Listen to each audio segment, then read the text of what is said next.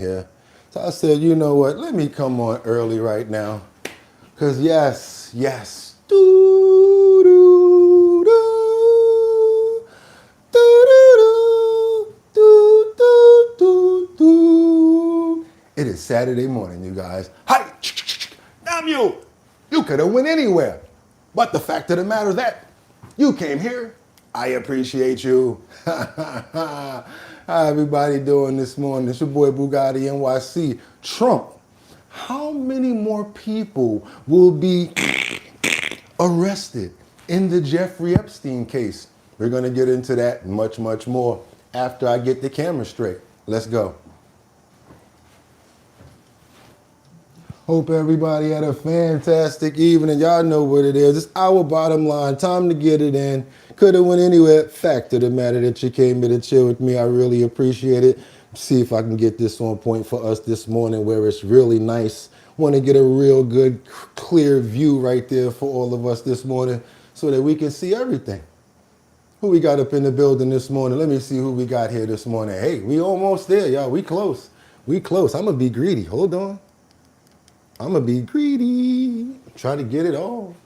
Try to get all the ice cream out of there. That's right. Let's try to get it all the ice cream out the bowl. All right. Okay, that's what I'm talking about right there, y'all. Hope everybody's having a good one. Told you, I'm not really comfortable until I'm here, and I am. One more thing I got to tap on. Okay, cool. So I got you up on the monitors, got you over there. Saturday morning, you guys, how y'all doing? Who we got up in the building this morning? Let me see what time we got. Liberty, how you doing? What's up, Casey? I see you guys are here, and y'all already checked in real early. Y'all see Paul is up in here, Jeffrey Spilker, Liberty and Justice. We got Oscar Flores. Okay, I think it's time to get those prayers in and do what we got to do. Yeah, that's right, you guys. Let me get a real quick sip of water. If you don't mind, let me go ahead and get a sip. Please do me a favor. Really would appreciate if you guys let me know what I'm sounding like right now. Let me know if the audio is coming through. Where you at, Batty? You here? Let me know if I sound okay, Batty. I really would appreciate that. What's good, Jeffrey? How you doing? Let me know if you guys got keychains and stuff. We got some new keychains coming in. Thank you so much. Batty, I think I already asked you. Casey, let me know. Liberty and Justice, let me know what's going on, because we getting new merch in too. Don't think I forgot about the Justice for All segment. I ain't forget about it. But you're going to actually love where I'm going with it. But before we do all that, we can't forget about one thing.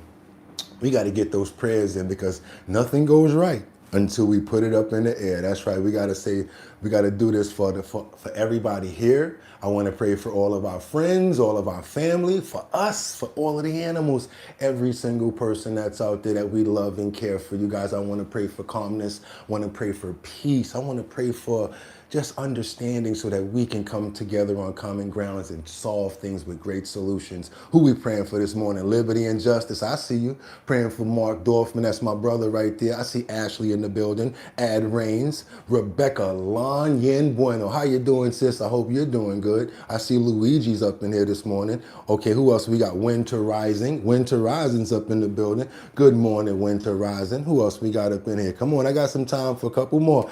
I see Sam Champion. That's right, Sam. How you doing, brother? Hope everything's going on good with you. Haven't seen you in a while. You started to check back in. I appreciate you. Star Boy tonight. Popcorn, Detroit. We got GUN. We got, let me see who else we got up in here. Okay. Think that's how we're going to do it. But we can't forget about certain people. We can't forget about Casey. We can't forget about certain people like, let's see, who didn't check in this morning that we didn't hear from. Where's Timogen at? And other people like, remember Harley? That would be nice, right? Yes, but whoever hasn't had a chance to get checked in, just want to say it's a prayer for you guys and much, much love. Amen. Because we got to get this show started. We got to get it on, you guys. And yes, we have a good show lined up for you today, because guess what? I stayed up late to make sure. A lot of things happened yesterday. We got breaking news and trending topics as well. So we're not going to have any less than what we normally have. So stick around and you're going to love the health segment this morning. Let's keep on moving forward, you guys. See what we got going on this clock over here. If he's ready to go, he's ready to go. And I'm ready to go. I know that they're ready to go. I said it's time to start the show. I hope you're ready, yo, yo, yo, yo, yo, yo.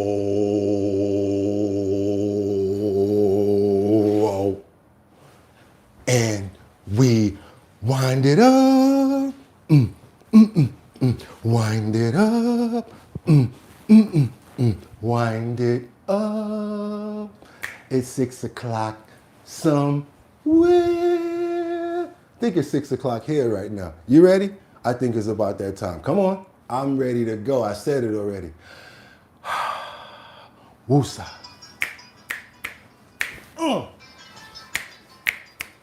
Okay.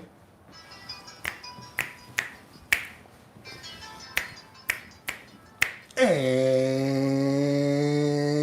since it's still winter time and we got a little bit of coldness out there, we want to take those fingertips and open up those pores. Saturday, open up those pores. Get your coffee together, y'all. Let's go. I'm about to have a good time in here. Y'all ready? Open up those pores. We about to do-dum, do-dum, do-dum, do-dum, do-dum.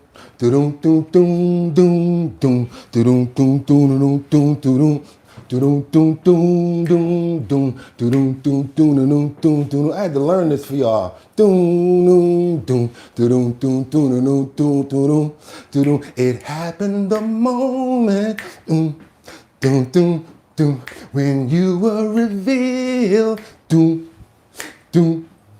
'Cause you were the dream that should not have a fantasy real. That's right, y'all. Come on, let's do this. You gave me the feeling, baby. The rhythm inside. What? How would that go right there? I'm sorry. You and me, it feel nice. You gave me paradise. So we're gonna go there. I'm sorry, y'all. So shouldn't I realize you're the highest of the high? And if you don't know, then I say it. So don't ever wonder. Do-dum, do-dum, do-dum. Shouldn't I realize? Shouldn't I realize? You're the highest of the high. Doom, doom. And if you don't know what I say it, so don't ever wonder. Let's keep on going, you guys. Y'all know what time it is. It's Saturday, and if pump that beat. It's Saturday the 20th. That's right, y'all. 2026. I'm your host, BOOGOTTINYC, and this here's our bottom line, where we be talking about this and that and chat and this and this and that. And we be talking about this and that and chat and this and this and that. Just got me lit. I said, shouldn't I realize? Do-dum-dum-dum. You're the highest. Enjoy your life while you can, you guys. That's why I do this every morning, and that's why I come here every morning. Hope you guys are having a fantastic day. Like I said, you could have went anywhere. Fact of the matter that you came here to chill with me, I appreciate you. I hope you guys are ready, because I am. We diving right in. What are we about to do? I got 5 on it. I'm going to stack this deck. I want you guys to do me a favor. Let me know where you're chiming in from, what time it is, what city, state, borough, or country. You know why I say that all the time? Because I actually look at the places that you guys put up, and I actually go look and I try to see if there's any information. This way you and I and all of us can have some relevant conversations. There's been many times where somebody say, hey, look what's going on down here. Dallas a couple of weeks ago. Boom, we threw that in there. Oh my God, that's up the block from me. That's why we do it. Not only that, if it's new news and it's really happening, we are putting it out. It's your boy BOOGOTTINYC. This is our bottom line. Prepare for a lot of news, information, trending topics, and much, much more, you guys. And you know what I'm gonna say after that, right? Let's get into these titles, because we have what? None other than Trump. How many more people will be arrested in the Jeffrey Epstein files. As you guys can see, there's only been a couple, what about 3 people so far? Jeffrey himself, who's no longer here. And then you got, what's that, Ghislaine Maxwell, supposed to be serving 20 in a max. They downstruck that. Now she's serving it in a minimum. And then we just had none other than the formerly known as Prince Andrew, now Andrew Mountbatten Windsor, just caught some handcuffs. I think that's because of what's going on, even though they're trying to say it has to do with something else when it comes down to trade secrets and things of that nature. We got a lot more to get into. Let's keep on moving forward, you guys. We got the New York mayor, Mom Dummy, that easy super cat, na use a dumb dummy, that easy super cat, na use a dumb dummy. That's right, Mayor Mom Donnie. What is he trying to do now? Has the entire city in a frenzy over the new 10% taxes that he's trying to implement. Oh, if I can't get it from anywhere else, I'm so sorry, but there's only one other way to do it. I'm gonna have to get it from you guys. Yeah, it's another way to do it, right? Instead of trying to go look at the budget, see what's going on, if there's any money you can shift or find some waste going on, right? Sure, let's keep on moving forward. Last but not least, we've got, Lex Luthor, you guys. It's Les Wexner lying about the relationship with Jeffrey Epstein. Yes, we saw pretty much a few clips from the video yesterday where he answered a few questions and he said that he was duped and all of this stuff. We got much more to get into because we're not stupid. Where'd Jeffrey get all the funding from? We've already found and followed all the money, Les. Let's go ahead and let it out now. You guys, let's be real about it. It's time to get it on, you guys. Our bottom line, I can't wait. It's Saturday morning. You know what I'm gonna say? If it's still cool, you guys can still get your, let's say, how are we gonna say that this morning? Your organic tea and specific coffees that we recommend that you guys drink. I know we've been really making sure that we're drinking and being on the right topics this month, staying on the right areas and angles of what we're putting in our bodies, and I appreciate that because I love to see that for all of us. Let's get it going, you guys, because President Trump slams the deeply, and like I said, deeply disappointed with the Senate for, boom, striking down tariffs. That means we're going to be paying a lot of people back. He says that now countries are laughing at us because of what the Supreme Court has done.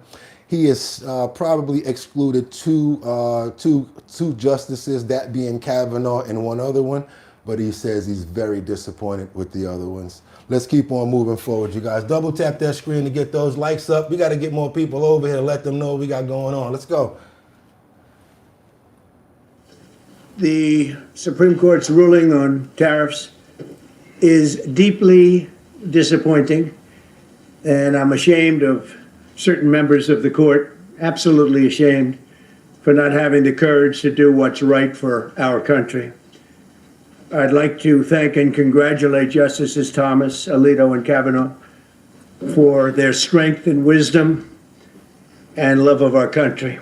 Thank you, Casey. Which is right now very proud of those justices.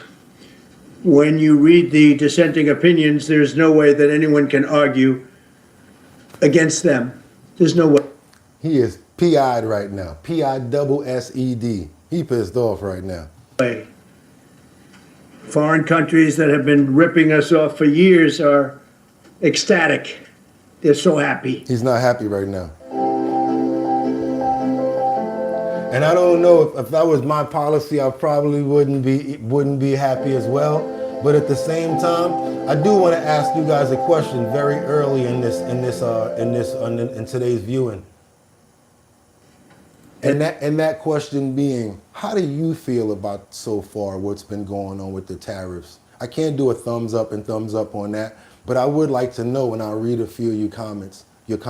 How do you guys feel about the current state of how we've been dealing with tariffs? Do you agree with it? Do you not agree with it? Do you think it's working? Let me know. Let's keep on moving forward, you guys. And they're dancing in the streets, but they won't be dancing for long. That I can assure you. The Democrats on the court are thrilled, but they will automatically vote no. They're an automatic no, just like in Congress. They're an automatic no. They're against anything that makes America strong, healthy, and great again. They also are a frankly, disgrace to our nation, those justices. They're an automatic no, no matter how good a case you have, it's a no. But you can't knock their loyalty. It's one thing you can do with some of our people. Others think they're being politically correct, which has happened before far too often with certain members of this court, and it's happened so often with this court. Good morning, What a shame. Teddy.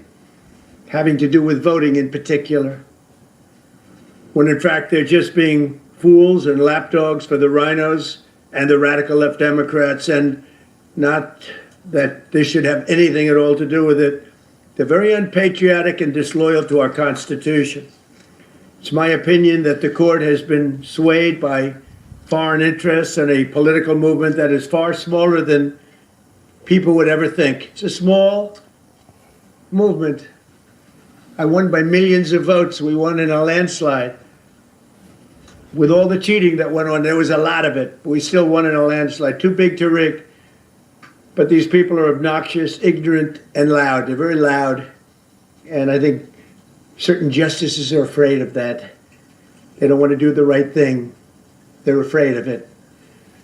This was an important case to me, more as a symbol of economic national security, and also, I would say, just for our country itself, so important, because we're doing so well as a country. We've never done so well.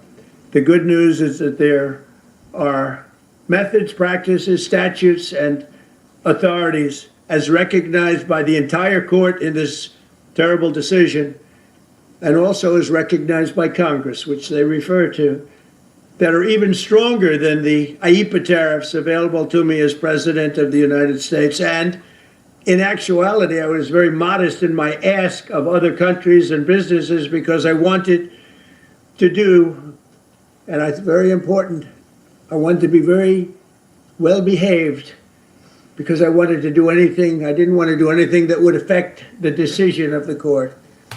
All right, you guys. Yeah, that's what happened yesterday. As you can see, a major bombshell. Boom, boom, boom, right there. Major hit right there. You guys can see it being revealed right there. Most of the times when you see somebody take a hit, they don't come out. They don't talk about it. He's letting you guys know, you got to know when to hold them.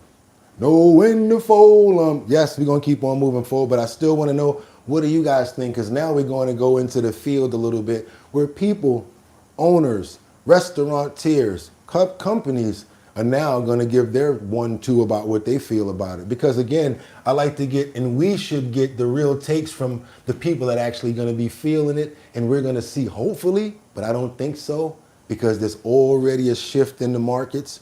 Do you think that people are going to start changing their prices when they're getting stuff for cheaper? Or do you think they're going to price gouge in a different direction? Let's say if they do start getting cheaper products or something like that, do you think that we're going to see those discounts when it comes down to the retail register? I still don't think so. And a lot of retailers don't even think so themselves. Let's keep on moving forward, you guys. Check it out.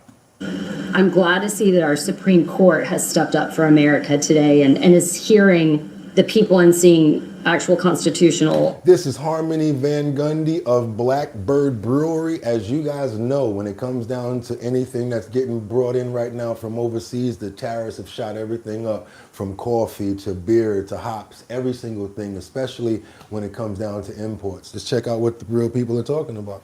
Issues and addressing those, but the price is already up. So I don't think my rosés from Germany are going to suddenly be $2 less next year. I think everything's going to pretty much stay as it is, and we're all going to have to continue to eat these costs. I would say about 50% of our ingredients are imported. A lot of it's from Germany, New Zealand, England. The cost. And yes, I would say that the tariffs are still on because there's always a strategic way in another play. You know who we're dealing with. We're talking about the art of the deal here. Donald Trump, the president. To operate is just so much higher than if you were a big brewery Rising with from a large Atlanta facility. So I feel like the prices are going to flip now. The Chinese parts are going to go cheaper, and the OEM prices are going to jump up. You know, we were kind of happy that the OEM parts price dropped and they were a lot cheaper than the Chinese parts, and they're manufactured here, so that was a big plus for us. But now I feel like more of the parts are going to come out of China. And that's not good. Well, I've spent hundreds and hundreds of hours trying to find substitutes for products that are no longer affordable. In the Italian market, people come in and they expect Italian products. Right now, we're still stuck with the stock that we've paid high prices for. Beer, automotive, imports from Italy. So everyone is giving their spiel on what's going on and how they're going to feel with it, how it's going to go. So it's going to be a long time before a small business like ours starts to see the benefits of the tariffs. They still have surplus of everything that they already bought. And then think about like the longer you hold something in the stock room, the more you're paying for it because you already pay to buy it. Now you got to sell it. So as long as it takes for you to get rid of it, you're still paying for it. Let's keep on moving forward, you guys. I really would appreciate you double tapping that screen right now. Let's get this story going because today we got it. We got a lot for you going on now. We got to get on over to Iran because yes, it's one of the major focal points right now. I cannot negate how many ships that are around the country right now. And basically Trump says Iran will make a deal one way or the other. And look to be awaiting probably one more ship, and I think that we're going to strike, you guys. If one more ship makes the landing, I think that we're going to strike in probably from the next 24 to 48 hours. Check this out. Let's double tap that screen to get those likes up. We got a lot of work to get out here. Come on, let's go. We're going to make a deal, or we're going to get a deal one way or the other. I would think that would be enough time, 10, 15 What's up, days. the real? Pretty much maximum. President Trump is giving Iran about 2 weeks to make a deal or face potential military action as tensions continue to rise. This is the Wall Street Journal reports that the president is weighing an initial limited strike to force Iran into a nuclear deal as if the worst is yet to come. Here to discuss it is retired Navy Commander Kirk Leupold. Commander, the buildup will be complete, I think, as soon as the Ford pulls in, and it's about 2 or 3 days away. Your thoughts about a military strike? Would we be prepared for the retaliation as well as the strike when the USS Ford gets into place?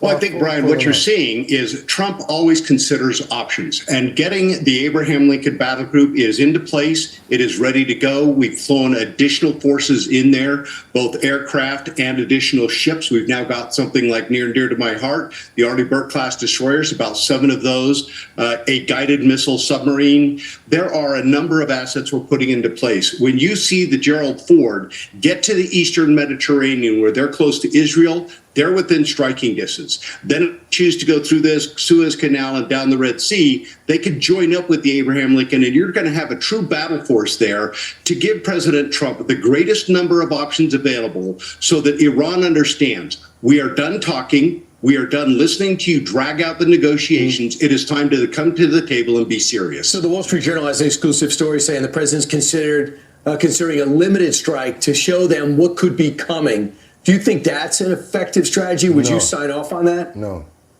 I think there are a lot of dangers involved in doing that because what it does is it tips our hand into what capabilities we can exercise against the Iranians. The Iranians have had plenty of opportunity. They've seen our capability once when we took out their nuclear facilities, which even today in violation of international law, they are trying to reconstitute and hide and establish facilities. So at the end of the day, I think you're going to look at strikes that are going to eliminate the Iranian regime from having a nuclear program, from having a ballistic missile program, and from supporting their proxies throughout the Middle East that have destabilized it for decades. But it's not. Only problem I have with that is the people that probably get caught up in the crossfire because, you know, a lot of times there's always going to be casualties. It's called casualties of WAR. So I don't really like that. That's the only part that I don't like. And let me voice my opinion for what the people are saying in the comments, because I'm sure we have people here right now that are saying, why are we even bothering with Iran? Mind your business. Let's not go over there. I get it, and I understand your view as well. I probably don't even agree with what you have to say, but guess what? I don't have anything. I don't have a problem with you having your point. But my point is the way that I feel about it is, I'll tell you, I don't think that they should have nuclear weapons because people like that having them, it's just a moment before they try to send them and threaten people with them. So I'm not really for them having them, you guys. And you don't like me for that? Hey, we don't have to meet on the same odds when it comes down to that. Let's keep on moving forward, you guys, because now we got to get on to Washington, where the FBI emails appear to implicate Joe. That's right, Sleepy Joe Biden, you guys, implicates the Biden administration in Trump's Mar-a-Lago raid. They got some information, you guys. I know it's not big news, but guess what? It's big news to somebody somewhere like Trump, especially when they're trying to say that they got the information and they bringing it forward now. FBI breaks some new information. You guys, check this out. Breaking tonight, a Fox News exclusive. We have new information that appears to directly contradict the Biden administration's insistence it had nothing to do with the Justice Department investigations into then former President Trump's alleged retention of classified material and the subsequent raid on his Mar-a-Lago home. Correspondent David Spunt has details tonight. Good evening, David. Brett, good evening to you. These emails obtained by Fox News paint a different picture of the relationship between the Biden White House and the Biden Justice Department. These two offices made it clear at the time, at least publicly, they were not connected and stayed away from any political interference. However, new emails obtained by Fox News from May 2022, 3 months before Mar-a-Lago was raided by the FBI, illustrates coordination between the White House counsel's office. Now, y'all know y'all could have found some better pictures of Sleepy Joe. They really wanted to make sure they put them sleepy pictures up there like that. Why they do your boy like that, y'all? And the DOJ regarding an interview of Walt Nauta. Now, remember, Walt Nauta is a current White House aide to President Trump, who was then former President Trump's aide in Florida. Nauta was later charged alongside Trump by special counsel Jack Smith. The May 10th, 2022 email reads in part, coordination with DOJ and White House counsel are in work to start the process to confirm and interview current administration employee Walt Nauta. This event is dependent upon the timeline of President Biden's brief decision and coordination between White House counsel and DOJ, and in turn, Evan Corcoran's position on the override of privilege assertion and whether or not he seeks an injunction to prevent access. That was written by an FBI agent, and Evan Corcoran, of course, one of Trump's lawyers at the time. This coming August, Brett, will mark 4 years since FBI agents raided Mar-a-Lago. A few days after that, then Attorney General Merrick Garland said this. I personally approved the decision to seek a search warrant in this matter. Second, the department does not take such a decision lightly. And we're getting new reaction to these emails. Judiciary Chairman Jim Jordan in the House says in part, it's always worse than we thought. These newly released documents confirm that the Biden DOJ's raid on Mar-a-Lago was politically motivated. We're also hearing from Attorney General Pam Bondi. AG Bondi says the more we learn about the DOJ weaponization under the prior administration, the worse the story gets. And Brett. All right, that's it. That's all. I appreciate it. I wanted to say something anyway because I'm thinking about Melania at this point. Remember, you know, Melania is really angry with Joe Biden's wife. What's her name? Jill Biden. Melania and Jill, they don't get together too cool. Remember that one outing at that event that they didn't really speak at all, or Melania, one of them didn't show up because they feel as if they were responsible for the raid in Mar-a-Lago where they were going through her panty drawer. And she don't play that. You know, Melania, you don't play that. Don't get up out my panty drawer. Don't play with me. Let's keep on moving forward, you guys. We got a lot to get into this morning. I appreciate the fact that you guys are here. This is probably one of our greatest shows right now. It's Saturday. He woke us up this morning, and guess what? I'm happy. Let's keep on moving forward, you guys. I don't care about all this crazy news and stuff that's going on. We got to get it out and keep on moving forward. Now, because we got the citizenship situation going on, what do you think about this? Now they're trying to get identification and green cards and approval to prove that you are who you are before you can vote. The next move is the Trump administration wants to prove citizenship status checked for everyone that lives in federal housing. So if you're living in federal housing, they're doing another screening. There was already one done, but they said that they think that another one needs to be done again. What do you guys think about that? What measures should be taken and why you think they're doing it? Let's double tap that screen to get those likes up. Let's keep on moving forward. The Department of Housing and Urban Development is turning up the heat on housing authorities. So if you in HUD, yeah, they're going to come check the crib and they want to see who live in there. I wonder why they're doing that, huh? To check citizenships and immigration status to make sure everyone is following the law. Our Washington, D.C. reporter Felicia Ashley joining us live from the D.C. Bureau. So, Felicia, the district has until March. Let's do your boy a favor and double tap that screen. Let's get those numbers up because we got to get these stories out. I want you guys to see what's going on with these situations so that there's no blame later about it. And all the time here, sometimes you'll see a follow-up and you may not know what we're doing. We always do follow-ups on every one of our stories, and we have some follow-ups coming up right after this too. To verify its information.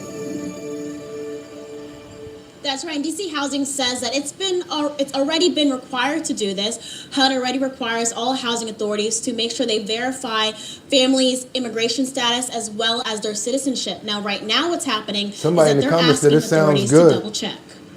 Ben Carson rules. In December, HUD sent a notification to housing authorities across the country to verify. No problem with proving that I am an American citizen. Why is it such a big deal?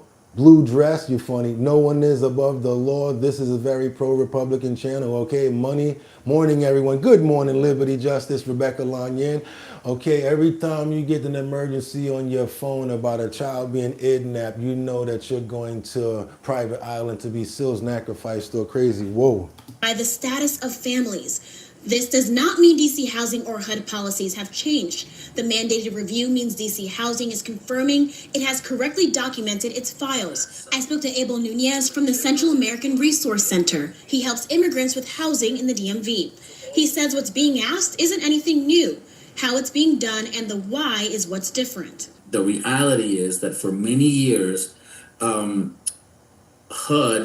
and any other federal services, because of the rules that were put in place by the Clinton administration, people that are undocumented may not and will not receive any resources from the federal government.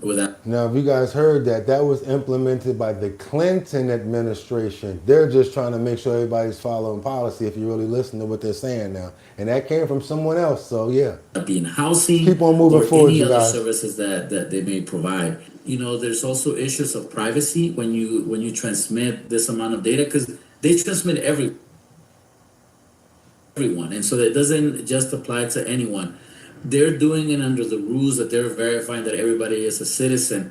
This is a copy of the letter that DC Housing Authority sent to 23 third-party property managers to fulfill HUD's mandate. It requested the following from each household member at their site: a signed and dated declaration of Section 214 status form, birth certificate, social security card, if applicable, permanent green card, naturalization certificate, and ID for anyone 18 and under.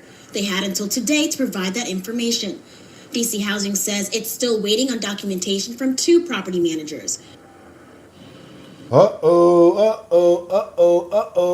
don't send that in, I'm sure that they're going to probably be getting a knock on the door. And another thing I wanted to know, do you think that they're sending that information back about who the people actually are?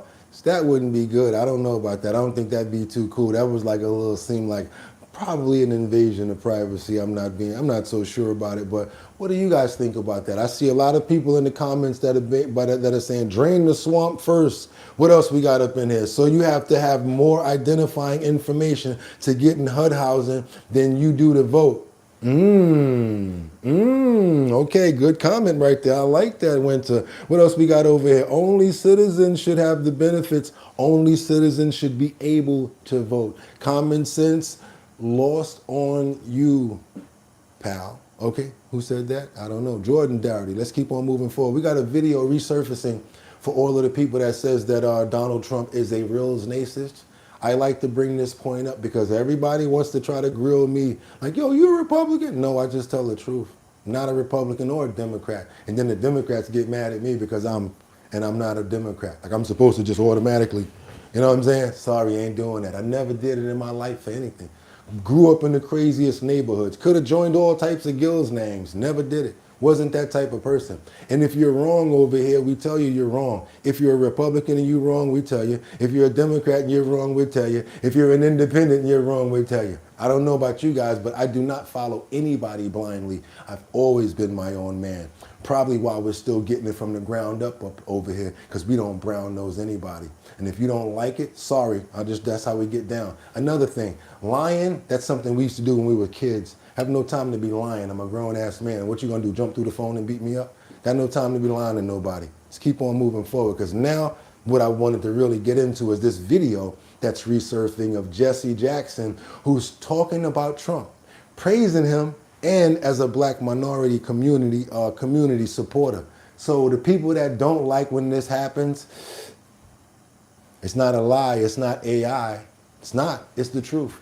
Want you guys to see this, because what are we still celebrating, you guys? We're celebrating, yeah, we're celebrating Black History Month right now. We got this video that resurfaced. Check this out. Want you guys to see what's going on here.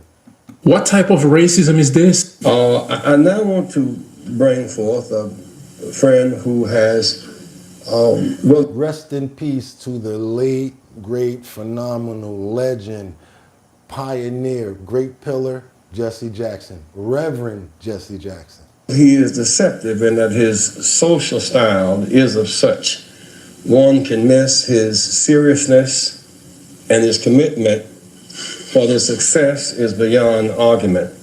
When we opened this Wall Street project and we talked about it, he gave us space at 40 Wall Street, which was to make a statement about our having a presence there. Beyond that, in terms of reaching out and being inclusive, he's done that too. And created for many people a comfort zone when I ran for the presidency in 84 and 88. He ran for presidency and Donald Trump was going to run. When Donald Trump found out that he was running, Donald Trump pulled out and let him run and supported him. Oh, you can look it up. And many others thought it was either laughable or something to avoid. He came to our business meeting here in New York because he has this sense of the curious and a will to risk to make things better. And so aside from all of style and his pizzazz, he is a serious person who's an effective builder of building with a builder of people. Last year, he was a part of our workshop, of our panel workshop on what are the challenges and opportunities. And so this, a year later, Donald Trump, for a few minutes, challenges and opportunities to embrace the underserved communities. Donald Trump.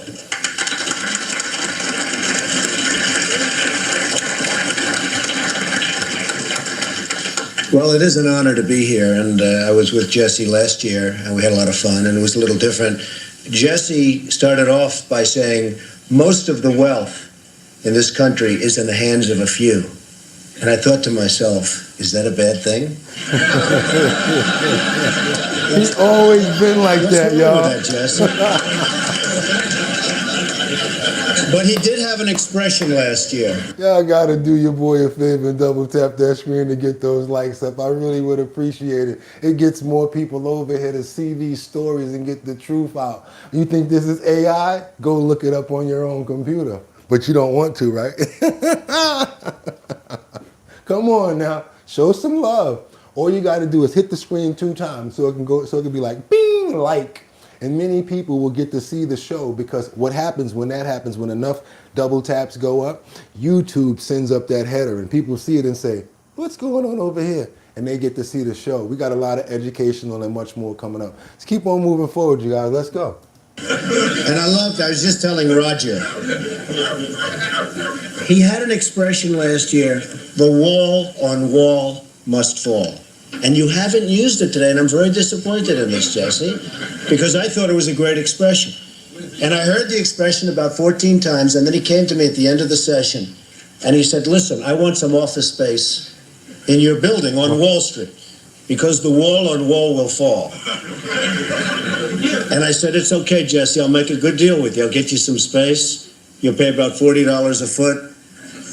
And he said, no, I don't want to pay 40. I said, how about 30? No. It was the cheapest deal I ever made in the history of 40 Wall Street. Is that right? He got it for nothing. He's a very tough negotiator. We know that, right? No, he's a terrific guy. We love him, and I'm here for him. And the snow came, and I said, gee, nobody's going to show up, and look at this place, it's packed. Well, I'll just say a few words. I mean, Wall Street and New York City and this whole region is doing unbelievably well. I'm building a job on the west side, which is the largest job ever approved by the New York City Planning Commission. You see it going up along the West Side Highway. It's almost 10 million square feet. It's 18 buildings, and it's really going to be something. I will tell you, a large percentage of the people, and especially in construction, that are building these great jobs are black and minorities, and I'm very proud of it. We have close to 25%, and I think the number's going up. And yeah, just wanted to bring you back a little bit and rewind. It's called Hill Up, Reel Up, Bring It Back, Come Rewind, because I never saw that before. A lot of other people have never saw that before, and to be honest, I want to be fair. I want to be like, show you guys what the real deal is. If we don't know our history, someone told me that a long time ago.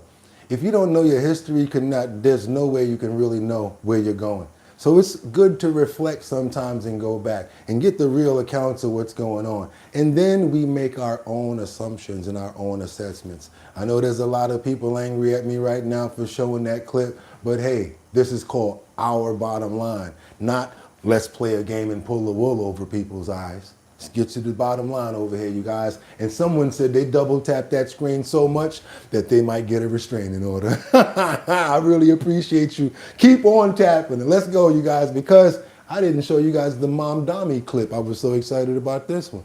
Let's go ahead and do that right now. Let's see if we still got that on deck to see what's going on with what they call in political suicidal. Ooh, it's idle. When you're asking for more money and you're trying to tax the landlords. Let's keep on moving forward, y'all. Let's go. There's Democratic Socialist Mayor Zohran Mamdani doubling down on his tax proposal for New York City. Watch. Like a kid in school trying to explain something on the board. So fundamental. This guy's a rap. The path that we want to pursue is working with Albany to raise taxes on the wealthiest New Yorkers, the most profitable corporations, by that little bit more. If we do not have that state action, then the only tools that the city has at its disposal is a property tax increase. Right. Instead of cutting, the Wall Street Journal editorial board calls the tactic, quote, taking New York hostage, saying, what an ultimatum. Fleece the rich for him or he'll fleece them and the middle class. This would smack middle class homeowners in the outer boroughs as well as the wealthy in Manhattan. Let's bring in Democratic strategist who lives in Manhattan, Melissa DeRosa. Melissa, what do you think about how he outlined what needs to be done? He says he basically has a crisis. He's got to raise taxes. I think that this is a crisis of his own making. He ran his entire campaign on three-word slogans like tax the rich, very similar to Bernie and AOC, the far flank of the party. And at first it was tax the rich to get childcare. But then Kathy Hochul stepped in and gave him some of what he wanted and he declared victory. But he still needs to tax the rich because this isn't about governing. It's about ideology. And it's about the DSA and the extremists in the party and class warfare. So now you're seeing what he's doing now, which is completely absurd. And what he's going after people who make $120,000 as if they're the problem. They take home probably $65,000. And not only that, once you go into that tax bracket right there, because it's happened to me before, once you go up into that next tax bracket, you get taxed more. So even if they're saying that you're making 140, depending on the state, like New York, the city that you're living in, still not making it, bro. I'm talking about $3,500 for rent a month for a one bedroom. Yeah, depending on where you live at. $3,500 a month for a one bedroom. A studio is about, let's be fair and say maybe 2,200, 2,500. It's ridiculous out here. So now he wants to tax more, which is going to make the landlords have to take that tax on, and then they're going to be able to flip and tax and bring the rents up again. So how you going to try to deal? So you're going to do the subsidies, and the people that's under the subsidies, certain rent, they're going to be protected for a certain amount of time until the increases come in again. But everybody that's not under subsidy got to feel a wave of that. Not even thinking about that moving forward, what the next move would be. Let alone the other taxes, and they're the problem? No, and you know what? It's very interesting because he ran an entire campaign on affordability, right? Saying affordability crisis, affordability crisis, affordability crisis. And now he's basically saying to Kathy Hochul, he's putting a gun to his own head, and he's saying, give me your wallet or I'll shoot. Because this is political suicide if he were to do something like this. And it would impact not just people, who are renting, because obviously real estate owners pass along these tax increases to the people who are renting and to homeowners, but small businesses, there are still farms far too many vacant storefronts in New York City post-COVID. So you acting like you really trying to look out for the rich. All you about to do is make it more possible for them to raise rents on us and get the money the other way. So you're going to take it out of the left pocket and put it right back in their pocket on the right. And they're going to get more money out of the way that they're doing it because of the amounts that they're going to be able to raise the rents to. Stupidity at its finest. I don't know why, you guys, but I don't know what you saw in that person and thought that you were getting a good mayor or a good administration behind his leadership. But you guessed wrong and you picked wrong. I just got to keep it 100 with you because all I see is a bunch of failures. Walking out in the street, you can't even walk on the sidewalk anymore because ain't nothing but dogs everywhere. And like people, come on now, y'all got dogs. It ain't about the mayor even, you know what I'm saying? Clean up after your dogs. It's ridiculous. You know what happened, you guys, with all the snow? You got the dogs doing this, wanting to climb up on the hill and do it. And then the doo-doo flow all the way down and the people don't want to pick it up. And then you got the snow that now once it melts, you ain't got nothing but avalanches and bombs that you're trying to walk around. And the whole block smelling like, forget about it, gorilla thumb knuckle soup. It's smelling terrible outside in New York right now. I'm not playing. Let's keep on moving forward, you guys. We got to get on over to Texas, where Jasmine Crockett talks about her candidacy and what she's facing. Also, she says that Americans can't get over herself. America can't get over herself. I got to tell you guys, this is a very boring speech. I must say, even for Jasmine Crockett, she should have did a TikTok video. You know what I'm saying? She should have did that instead of this. Let's keep on going, you guys, because you know she's running for office, and this is what her campaign run looks like, I guess, when she's on the road. Let's keep on. Let's see what she got going on over here. Let me just say that Danielle and Mr. Womack been holding it down in Harris County for me. And this was the first place that I wanted to start, as we are just now visiting Harris County for the first time since early voting began. I wanted to start with the faith leaders, but the reality is that you are more than faith leaders. You are organizers. You are civil rights advocates. You are truth tellers. That's why I wanted to start with y'all, because we are at a unique inflection point in this country. And as we know, with every single movement that we've had, it's always been black preachers at the front of it. Now, some people would say, well, black preachers were only doing things for black folk, but the reality is that the change that black preachers have led has benefited this entire country. It's kind of like the labor of black women. The labor of black women has consistently benefited this country. Thank you so much, Jordan. I dare somebody to tell me otherwise and tell me how it is that black women have ever hurt us. Everybody, show some love to Jordan for the $5 super chat. I don't know if you guys are noticing the strategy that she's got going on right here, and the way that she puts the way that she got it going on. She gets up there, right? She knows who she's talking to. So she's like, okay, I'm about to big them up. Back in the day, we call it the Cheyenne. Or really, because we had a lot of broken talk, we call it the Sean Ye. Yo, I'm a Sean Ye the hell out this motherfucker right now, dog. Just don't laugh. All right, cool, come on. You know what? You know, people like you, you're just the greatest. It's like kind of like the preacher would talk. You know, you're the greatest. If it wasn't for you, blah, blah, blah, blah, blah, da, da, da, da, da. I can't lie, I do it too, but the way that she's doing it, it's too transparent, mamacita. You got to work a little bit. You need a little bit more PR training. Oh yeah, I know that there's a preacher out there, so let me talk to him. Let me talk about the black mamas out there that if it wasn't for y'all, da, da, da, da, da. You know how they try to get you all riled up and everything. Good strategy, but you know, some of us are catching on to it at this point. And I'm gonna be honest with you, she ain't the only one that do it. She's not the only one that does it. I say a lot of them do it, but they just got their own way that they do it. Republicans do it a lot. Democrats do it a lot too. Everybody, every party does it. They play that game and they try to sell us like they're actors. Like look who's coming, look who's at the party. They're supposed to be hard workers like us.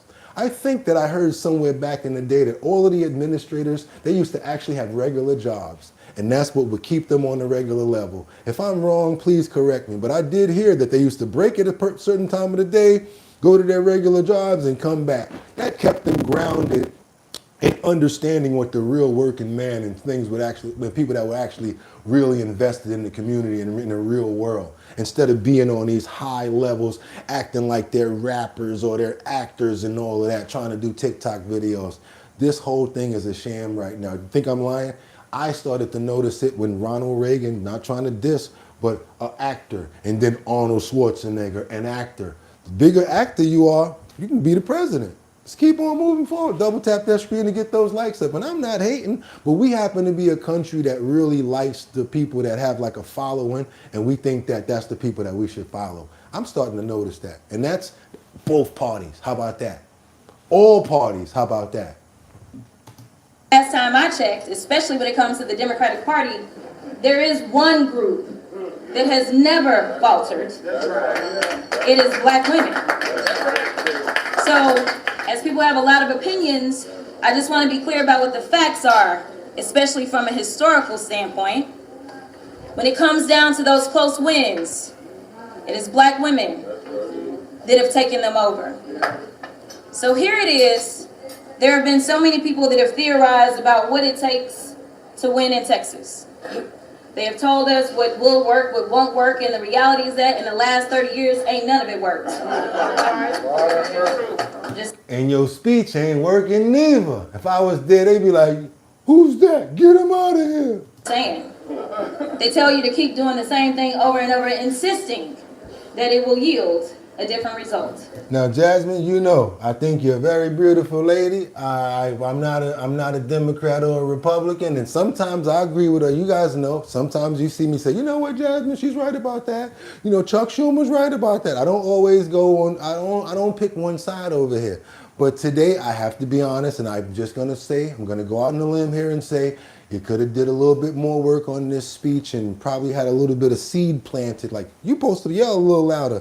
Start clapping over there. You know, I used to do it too. You know how you go out and you go do like the talent show and you have your crew?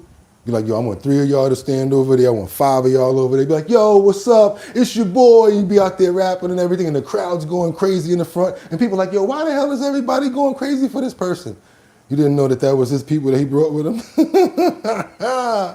Sometimes you got to fake it till you make it. Let's keep on moving forward. Let's get on over to Southern California, you guys. It never rains in Southern California. See you when you get there. Let's go, you guys. What we got over here? A convicted Chinese SPY who, yeah, I like this one right here. Who he's tied to an Arcadia mayor. I don't know if I showed you. No matter of fact, I didn't show you this. This mayor seems to have something going on with this person to be defending him so much. We showed you one like this yesterday with an S offender. Now we got a mayor who's doing this right here, but this is with a Chinese SPY who's been selling information, who's just also been locked up, and he's gonna be in jail for 4 years. That's right, you guys. He don't gotta watch his head because he's going in the cell. Let me keep on showing you. Double tap that screen to get those likes up. Yes, they found out what he was doing, and when they say what he was doing, China, y'all better really, yeah, y'all got some real sneaky stuff going on over here, and y'all don't think nobody know what y'all doing, huh? China, yeah. Check this out, you guys. And he got cold busted. Check this out. A developing story now. We are learning more about a spy case that's shaken Arcadia City Hall. Mayor Eileen Wang's former fiance and campaign manager was just sentenced to prison after he was caught spying for China. Tonight, new information on this story. We're hearing from a woman who says the spy tried to recruit her. And CBS LA political reporter Tom Wade is live. This ain't fake. This real. This real. In Arcadia now with that woman's revelations. Tom? Yeah, and once again, very intriguing, Rudabeh and Pat. And this case in many ways feels like it should be closed, right? The spy was sentenced last week, but one citizen journalist here in Arcadia says that is not the case. She says there are still many open questions. Yeah. Arcadia Mayor Eileen Wang on Tuesday night refusing to answer our questions about a now convicted Chinese government spy, Yao Ning's son, also known as Mike's son, who Mayor Wang once referred to as her fiance, boyfriend, and campaign manager. I just think it's important for people to understand just your reaction to this sentence. I don't have the comments right now. Okay. Thank you. Son was sentenced last week to 4 years in prison for ex-boyfriend for spying. Got 4 years, y'all. his work as a spy. According to court documents, his mission was to groom a Southern California politician, help them rise in the ranks, and then promote pro-Chinese Communist Party interests in the U.S. Longtime Arcadia resident and citizen journalist Sonia Martin met Son at a luncheon before it was known he was a spy for the Chinese government. Martin says Wang asked her to help her make good on some campaign promises. Got some straight Mission Impossible stuff going on over here, y'all. That's crazy. Martin declined. I thought it was a ladies' lunch. And I showed up and this, guy was there and I was like... She got to go just for security reasons. You're right up there. Who's that, Jeff? You're right, Jeff. She should go for security reasons. Who's this? I thought this was going to be promises. Martin declined. I thought it was a ladies' lunch. And I showed up and this, guy was there and I was like, who's this? I thought this was going to be a ladies' lunch. Martin says Son was quietly observing the lunch. Just quietly kind of serving. We would get up and serve, and make sure you eat this. You know why he was there? No, I didn't. And she did introduce me to him at the beginning as her fiance. After news broke that Son was charged with being a Chinese government spy, Martin tracked the case closely, even going to Son's sentencing last week. She took this photo of Son in shackles as he was led out of the courtroom. The only thing he said to the judge was, I wrote you a letter. Mayor Wang is not accused of any wrongdoing. As is standard, the U.S. Attorney's Office would not confirm or deny whether she is under investigation. Next item, number 6. For now, it appears it's business as usual in Arcadia. No mention Tuesday night of Son or his sentence. Martin says she doesn't think residents are getting the full story. I'm just sick of it. I'm so just fed up.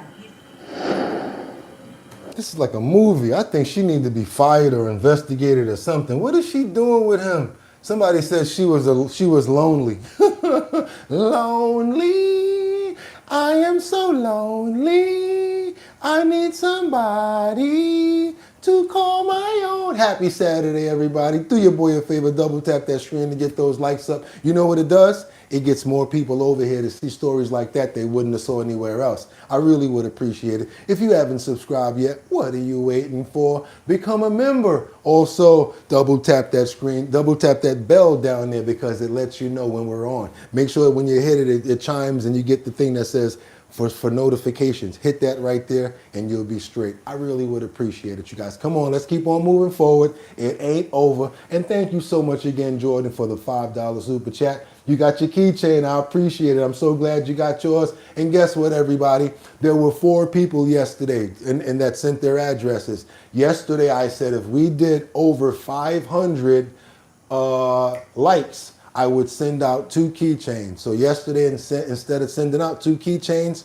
I sent out 2 keychains and 2 decals. Why? Because there were only 4 people that sent their addresses. So I said, you know what? I'm going to take care of all 4 of these people. So everybody, if you sent your address yesterday after we hit over 500 and we hit the 7, your stuff is in the mail and you're going to see it this week. We don't play about our merch. We make sure you guys get everything. You want to do it again today? Okay, cool. If we get over 500 likes, I'm going to send out, let's do it again. If I get over 500 likes today, 2 people, that's right. Matter of fact, we're going to do a raffle, certain numbers. From 1 to 10, 2 people are going to get these right in their mailboxes. All you got to do is email me at bridgethisllc@gmail.com. I will send you an Our Bottom Line keychain for your ring or a decal for Purple Sunday so that you can rock out with us. Always check the back because I always give you guys a little note on the back of these when I send them to you. Most of the time they're together like that and you get them both. Or you can go to the website and buy them like that. But we like to give them out as gifts. And if you've been a member for over 3 months, what are you waiting for? Email me. I'll put it in the mail for you. You already did your bid already.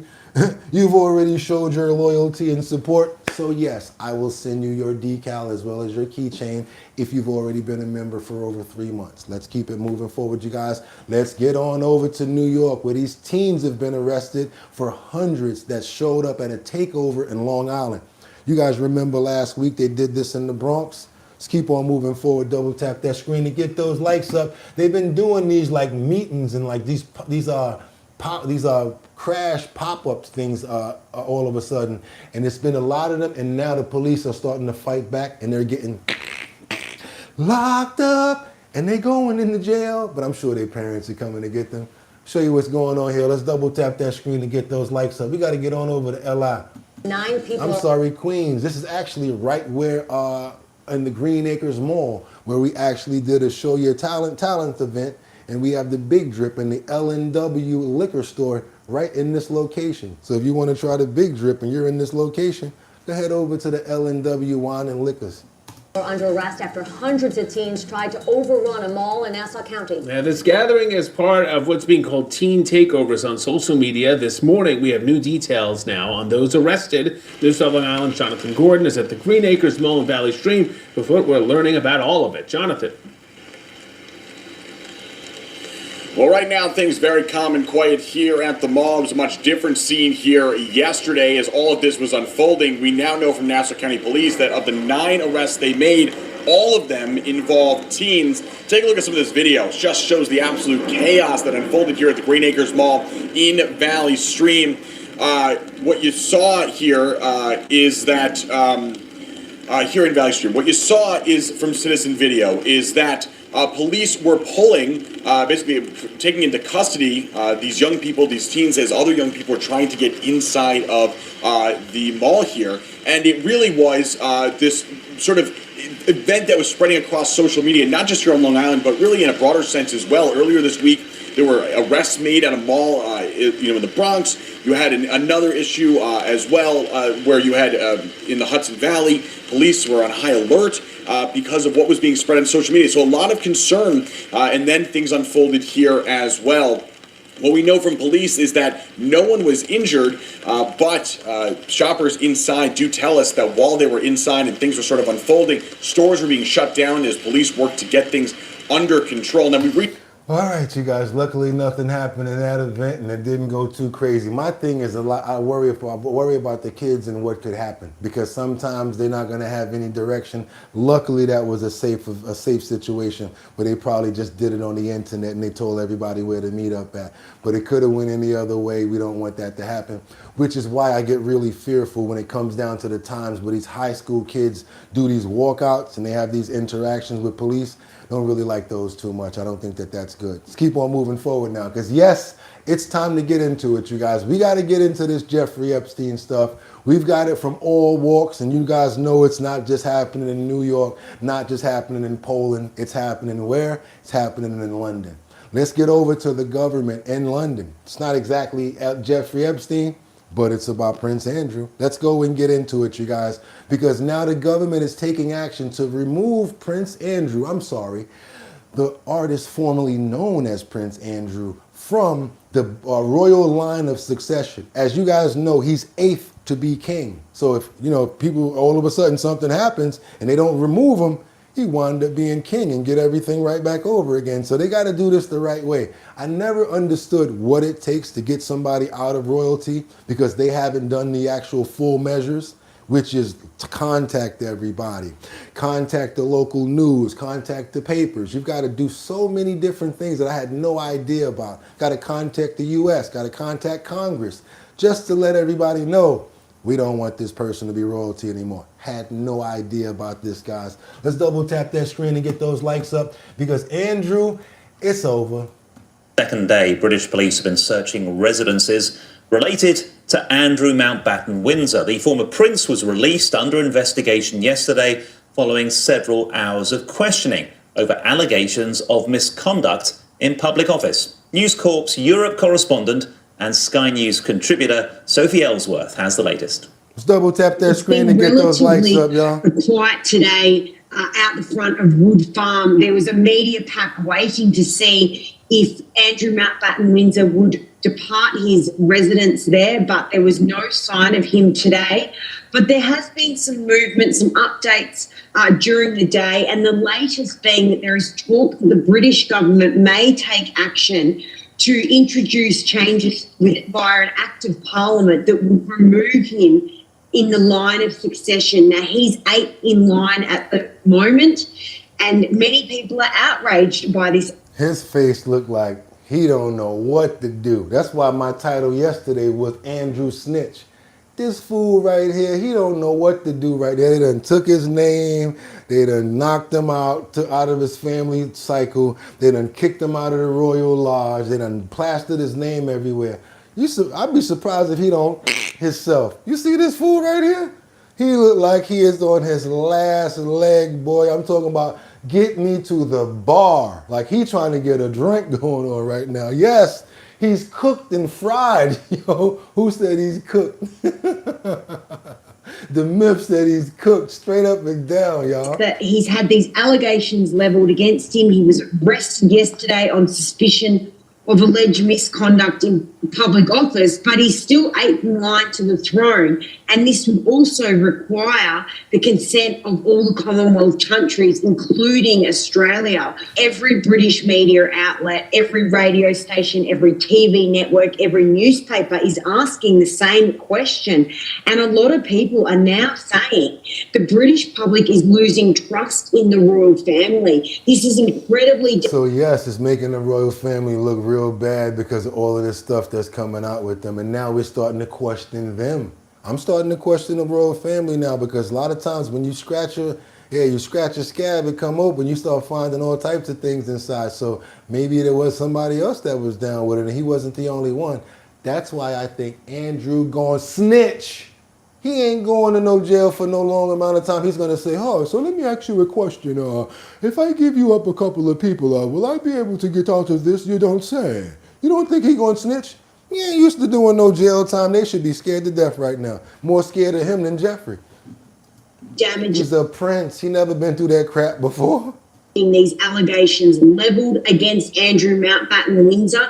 I must stress he's always denied any wrongdoing, but he now has those allegations of alleged misconduct while in public office. He's also had claims of sexual impropriety levelled against him. There have been no charges laid, but there is no doubt this is causing immense harm to the royal family. And that mantra that never complain, never explain has had to be put aside because the British public are now asking, where is King Charles? He should come out and do a public address to the British public and speak as a result of this latest allegations levelled against his brother, but we've yet to see him do that. Oh boy, he was not trying to do all that. Why you think he tried to do it quietly? He like, look, I'm gonna take your name and everything, you got to fall back because you done messed up. You know you done fucked up, right? Andrew, you know you done fucked up, right? Look, this is what we're gonna do. You got to take your name. I'm gonna let you stay at the other crib, but you got to keep it low. You know what? You got to, and then this happens. No, man. And then everywhere they go, people are like, what are you gonna do about Andrew? Making the king look crazy as he's going different places. The queen walking around, she going in the house, back into the mansion like, I'm tired of all of this Andrew stuff. Do something about this. Let's get on. We're going to stay on this right now because we got the situation. Why did the police release him? I want to know why too. They released him, but why did they do it? The former Prince Andrew interviewed for 11 hours. He was asked questions about many different things, and then they let him go. But he's still under investigation, y'all. That's why I'm saying your boy can still get locked up, and he could probably be ready to snitch. Because now when they call him up the next time, like, yeah, we coming to get him, and this time it's going to be for real. He's going to be like, okay, this is my snitch list right here. You don't say. Let's keep on moving forward, you guys. Let's go. Police have released Andrew Mountbatten Windsor from custody after his arrest yesterday. They took him in on suspicion of misconduct in public office. The Epstein files allege he provided government information to Jeffrey Epstein. The former prince was questioned for 11 hours. On the takeout last night, the family of Virginia Jeffrey said, compared to the UK response, America was, quote, shameful. You know how you get like daydreaming and you stuck looking at something? He looked like he's 10 times daydreaming right there. You have our own administration here basically telling the American public that, you know, we're going to move on from this. And the reality is that the American public is screaming back at them along with survivors and our survivor sisters saying, well, you might be ready to move on, but we're not. And so it's just, the contrast is so stark. And we're at a crossroad here. Let's jump to CBS News foreign correspondent Remy Inocencio. He continues his reporting from outside Buckingham Palace. Remy, good morning. You know, that image of the former prince, I'm sure, is on all the papers there. It's been on social media for a number of hours now. It's pretty stunning. But what's new in this case? Yes, absolutely, Errol. Good morning. Well, British police did hold Andrew, the former prince, for nearly 12 hours. We know he was arrested at 8 a.m. Local time here, released in the 7 p.m. hour or so. Locked up on your birthday. You got locked up at 8 o'clock in the morning on your birthday. Had no idea. You wake up like this. Oh, it's my birthday. Then all of a sudden you look on the lawn and they just pulling up on you like the Soprano, like that Soprano scene when they come in to get Johnny Sack. And Tony just start running through the woods and throw the 30. He's like, oh, Jolly, oh my God, what's going on here? Came and got him and took him his whole birthday. Y'all, ain't that foul? Y'all couldn't have got me the day before my birthday or the day after. You had to come get me on my birthday. Oh, they trying to make a statement right here, y'all. So, but we also know that after his arrest, he is still under investigation. And proof of that we saw this morning, Errol. Unmarked cars went back to Windsor, just west of where we are here at Buckingham Palace, in order to keep searching Andrew's former home. Oh boy, who's the next person that they got over the ringer right now? You guys know who they got. We're going to stay in the mix because we got to bring it back across pond. We got a situation in Washington where many believe that Les Wexner has a blatant lie. He told a blatant lie yesterday when it came down to his relationship with Jeffrey Epstein. He said that he knew nothing, and also he was duped by the world's smartest con man. Do you guys believe Les Wexner? I want to know. Do me a favor. This is the only time I'm going to ask, because I like doing this. Let's ask you right now. If you believe that Les Wexner knew nothing about what Jeffrey Epstein was doing, thumbs down. I don't believe he knew anything, Bugatti, so I'm going to give it a thumbs down. But if you think that Les Wexner knew what was going on, let's get a thumbs up going. I'm going to leave my thumb up because I think he had a lot to know what was going on until it got hot. You know what happened when they get hot? They want to move away. But I think you knew what was going on, Les. And guess what? Virginia Juvenile said that you had something to do with her too, that you was getting down, allegedly. Yeah, Virginia, it's in the book. Basically said that you were one of the people that he sent over there to take care of. Yeah, you too. And if you don't believe me, look in the book called Nobody's Girl. And we ain't got none but thumbs up in here, so everybody think the same. Yes, he definitely is lying, and he was complicit in knowing what was going on with Jeffrey Epstein. Thank you guys so much. Let's keep on going. Oversight Committee released video of yesterday's deposition with billionaire Leslie Wexner, the man who made Jeffrey Epstein rich enough to run an international sex trafficking conspiracy. Under oath, Leslie Wexner told the committee he had no idea that his friend was an international sex trafficking pedophile. I think the perspective that I have now, and I think what's really important for this group to understand, is that as I look back at it, I was conned by the world Olympic all-time con artist. He was trying to make big words. I was conned by the world Olympic all-time con artist. You was that stupid. You came up from nothing, had one store, flipped it to make multi-millions, told Jeffrey Epstein to run and handle all of your money, even your children's money, and you was duped. Ain't nobody stupid, man. And anybody want to know what Jeffrey Epstein did? He handled money, invested, hid rich people's money so that they can keep more of it. That's what his job was to do. And you look at, I read in the news all the people he knew, royalty, kings, princes, and all that. An incredible con artist. Leslie Wexner opened a store in Ohio in 1963 that quickly became successful, and he built that business into a worldwide empire of thousands of retail clothing stores that made him one of the richest people selling clothing on this planet. Tried to save his own ass in that one, you guys. That's all I'm gonna say. And I'm using somebody's quote from the chat. That's exactly what he tried to do. Save his own ass. Real talk. Let's get on over to Washington. We stay in there because it looks like Wexner's his lawyer was getting mad at him. Under his breath, after he was talking a little bit, his lawyer pulled him over and was like, if you say more than 5 words again, I'll kill you. And he was like, yeah, because you're talking too much. You're getting too comfortable. That's why they say, do you want to have a lawyer there? Because your lawyer will give you the minimum of what you can say. And from that, I learned a lot. Don't say any more than 5 words. It's kind of hard to incriminate yourself by speaking more than 5 words. But I guess you can say, I did it, and that's 3. Let's keep on moving forward, you guys, because if my lawyer would have did this, I don't know. Watch this, y'all. It's just regularly done. Hot mic. Now the mic catches Wexner's lawyer threatening to KILL hockey sticks over an Epstein answer.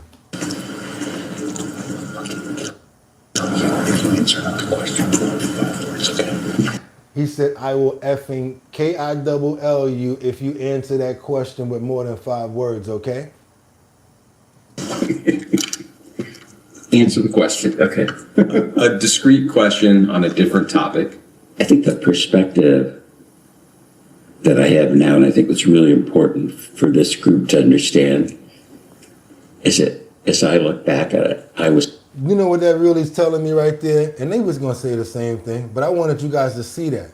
That's telling me that you were prepared before you got there. And he's like, damn it, didn't we go over this? Didn't we go over this? We knew that that question was coming. You guys, that's how they do it. The same way I tell you guys to think 5 moves ahead, the lawyer's thinking like that too. What questions could they possibly ask? How are we going to get ready and prepare for these questions? Your man has been prepared. Yeah. They showed it right there, and that's how we do it. Exactly, we told on them right there in front of them. Let's get on over to New Mexico. And can you guys do your boy a favor for calling that out? Because nobody else is going to catch it. All I'm asking you guys to do is double tap that screen to get those likes up. More people come over and get to see our show, and they get to be educated on what's going on. And for some reason, because of who we are, we have a little more understanding and a little bit more information than everybody else, because they don't know what common sense anymore. We seem to know what's going on when it comes down to the common sense department. Let's keep on moving forward over to New Mexico, because I said this. I'm going to just keep on doing this. I'm going to just keep on saying it.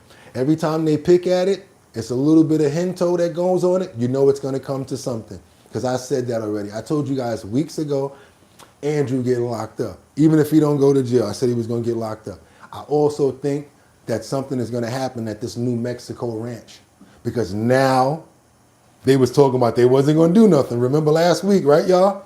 All of a sudden, now they're doing a probe into the allegations of the oddies that were urried with a B in the front, Bill's Nurried, near Epstein's Zorro Ranch in New Mexico. And you also remember the governor from New Mexico was driving and using Jeffrey Epstein's private jet, right?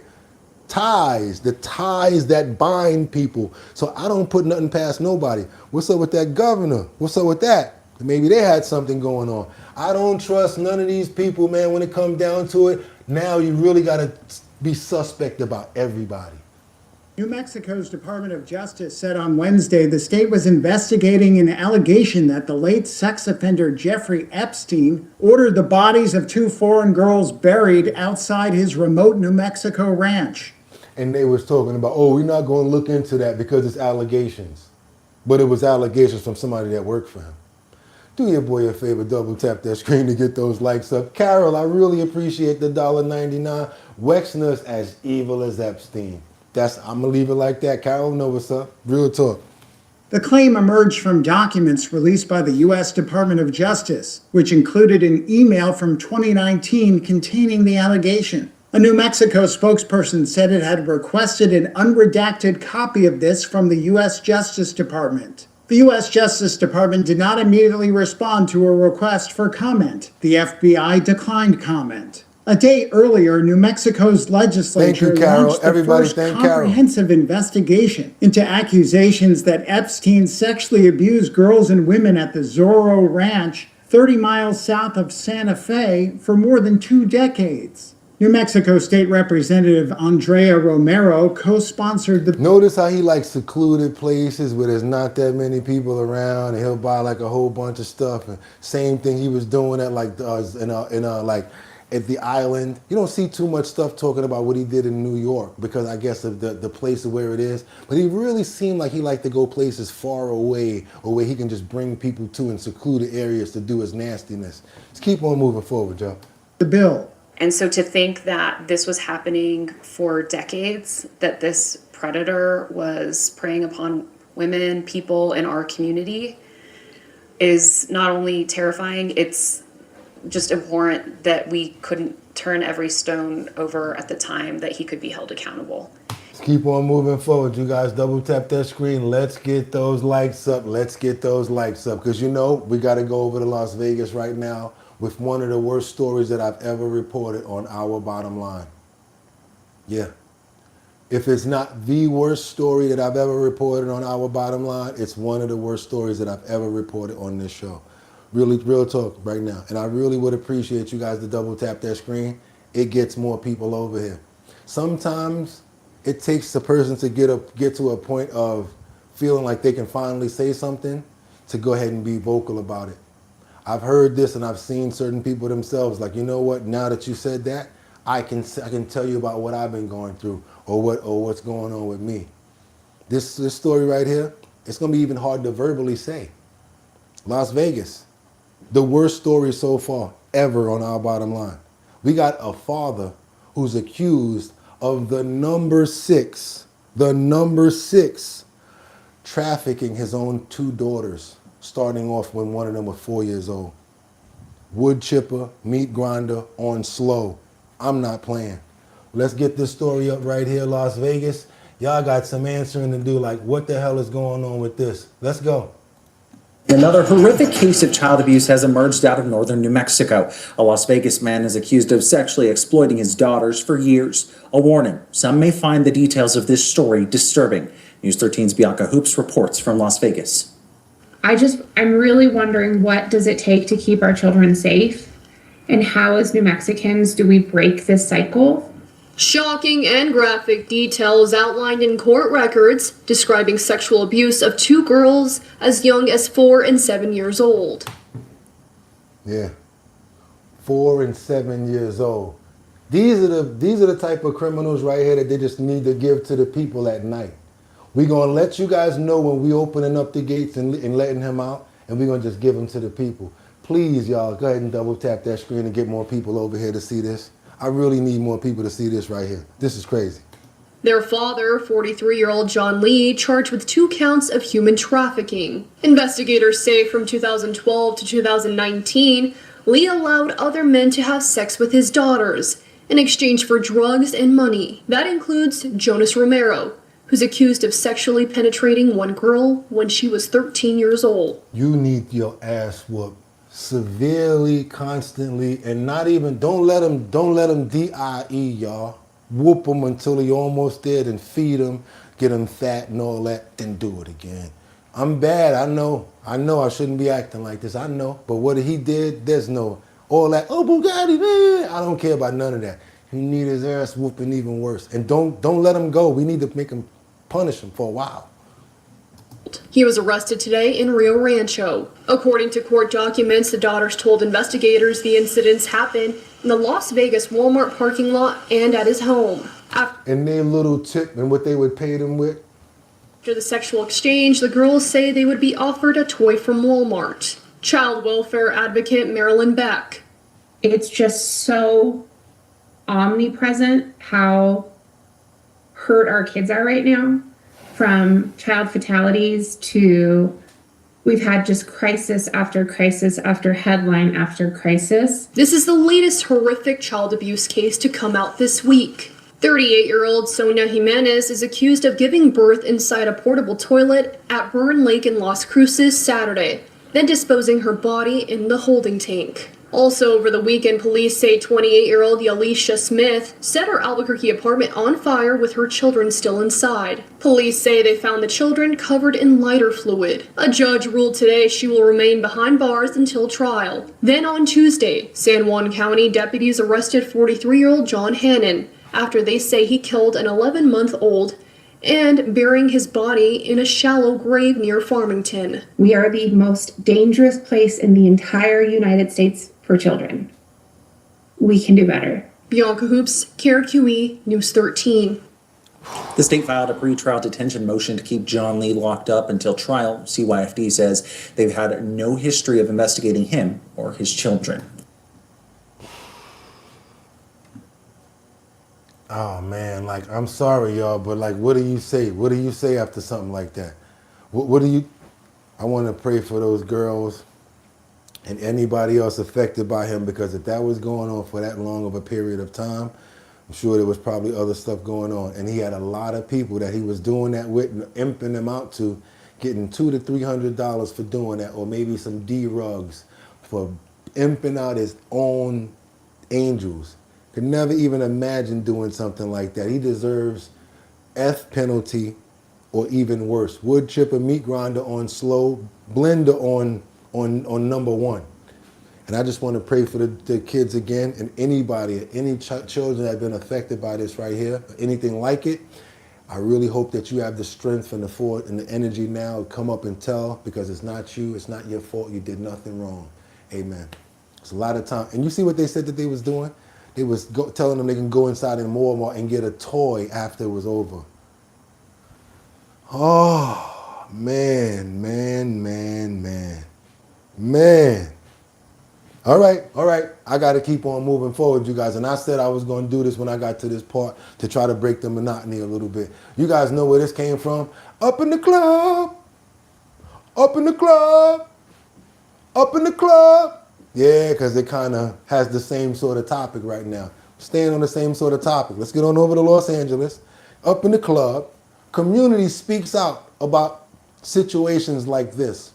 I want to show you guys what happens when we stand on topics like this. A lot of times we might say, oh, that girl outside that's selling herself, she looks really good, or this or that. But now when you really start to think about it and you're looking at stories like this, it makes a man step back and say, you know what? Not even interested, and I don't even want to look at that. I think we need to start showing both sides of this coin right here to men so they can understand the possibility of these people and these prostitutes that are outside right now that are being forced to do stuff like this. Thank you, Carol, so much for the $2 super chat. Tell Carol thank you so much. We got to get on over to Los Angeles. We got a community that's speaking out about prostitution, crime on Western Avenue. Anybody know about Western Avenue in Los Angeles? If you're from Los Angeles, let us know. It looks disgusting. On the ground, they had all types of condoms and stuff like that. Pretty crazy. And they got to take their kids to school in the morning and walk past all of this that's going on. So you think it's only going on at nighttime, but it's going on at all times. Customers along the Western Avenue corridor have neighbors so concerned they packed a community meeting tonight. Fox 11's Matthew Sedoff joins us live with that story. Matthew, what happened? Well, Phil, a lot of people were here angry tonight, but happy to finally be able to voice these concerns.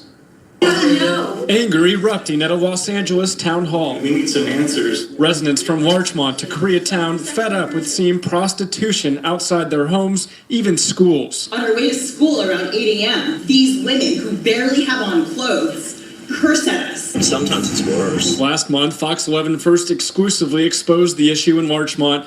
Somebody said, when would I actually start going over the emails? I go over emails every day. I've already responded to every single email that we had, and I've already mailed out everything that I was supposed to mail out. I do it the same day. Far from Western Avenue.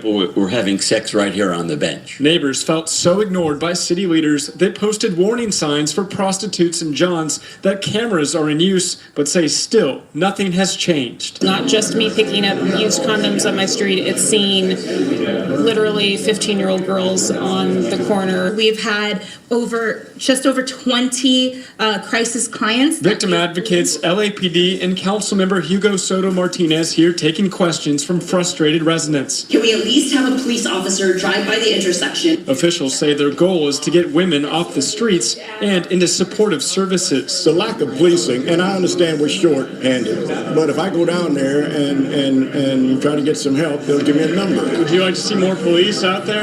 I think everyone is playing a role. So it seems like Los Angeles is having the same problem as New York. We don't have any police because they don't want to work for people like Throw Up Face, or they're not going to be able to keep rank because every time they arrest somebody, they get right out. That's what the police officers say.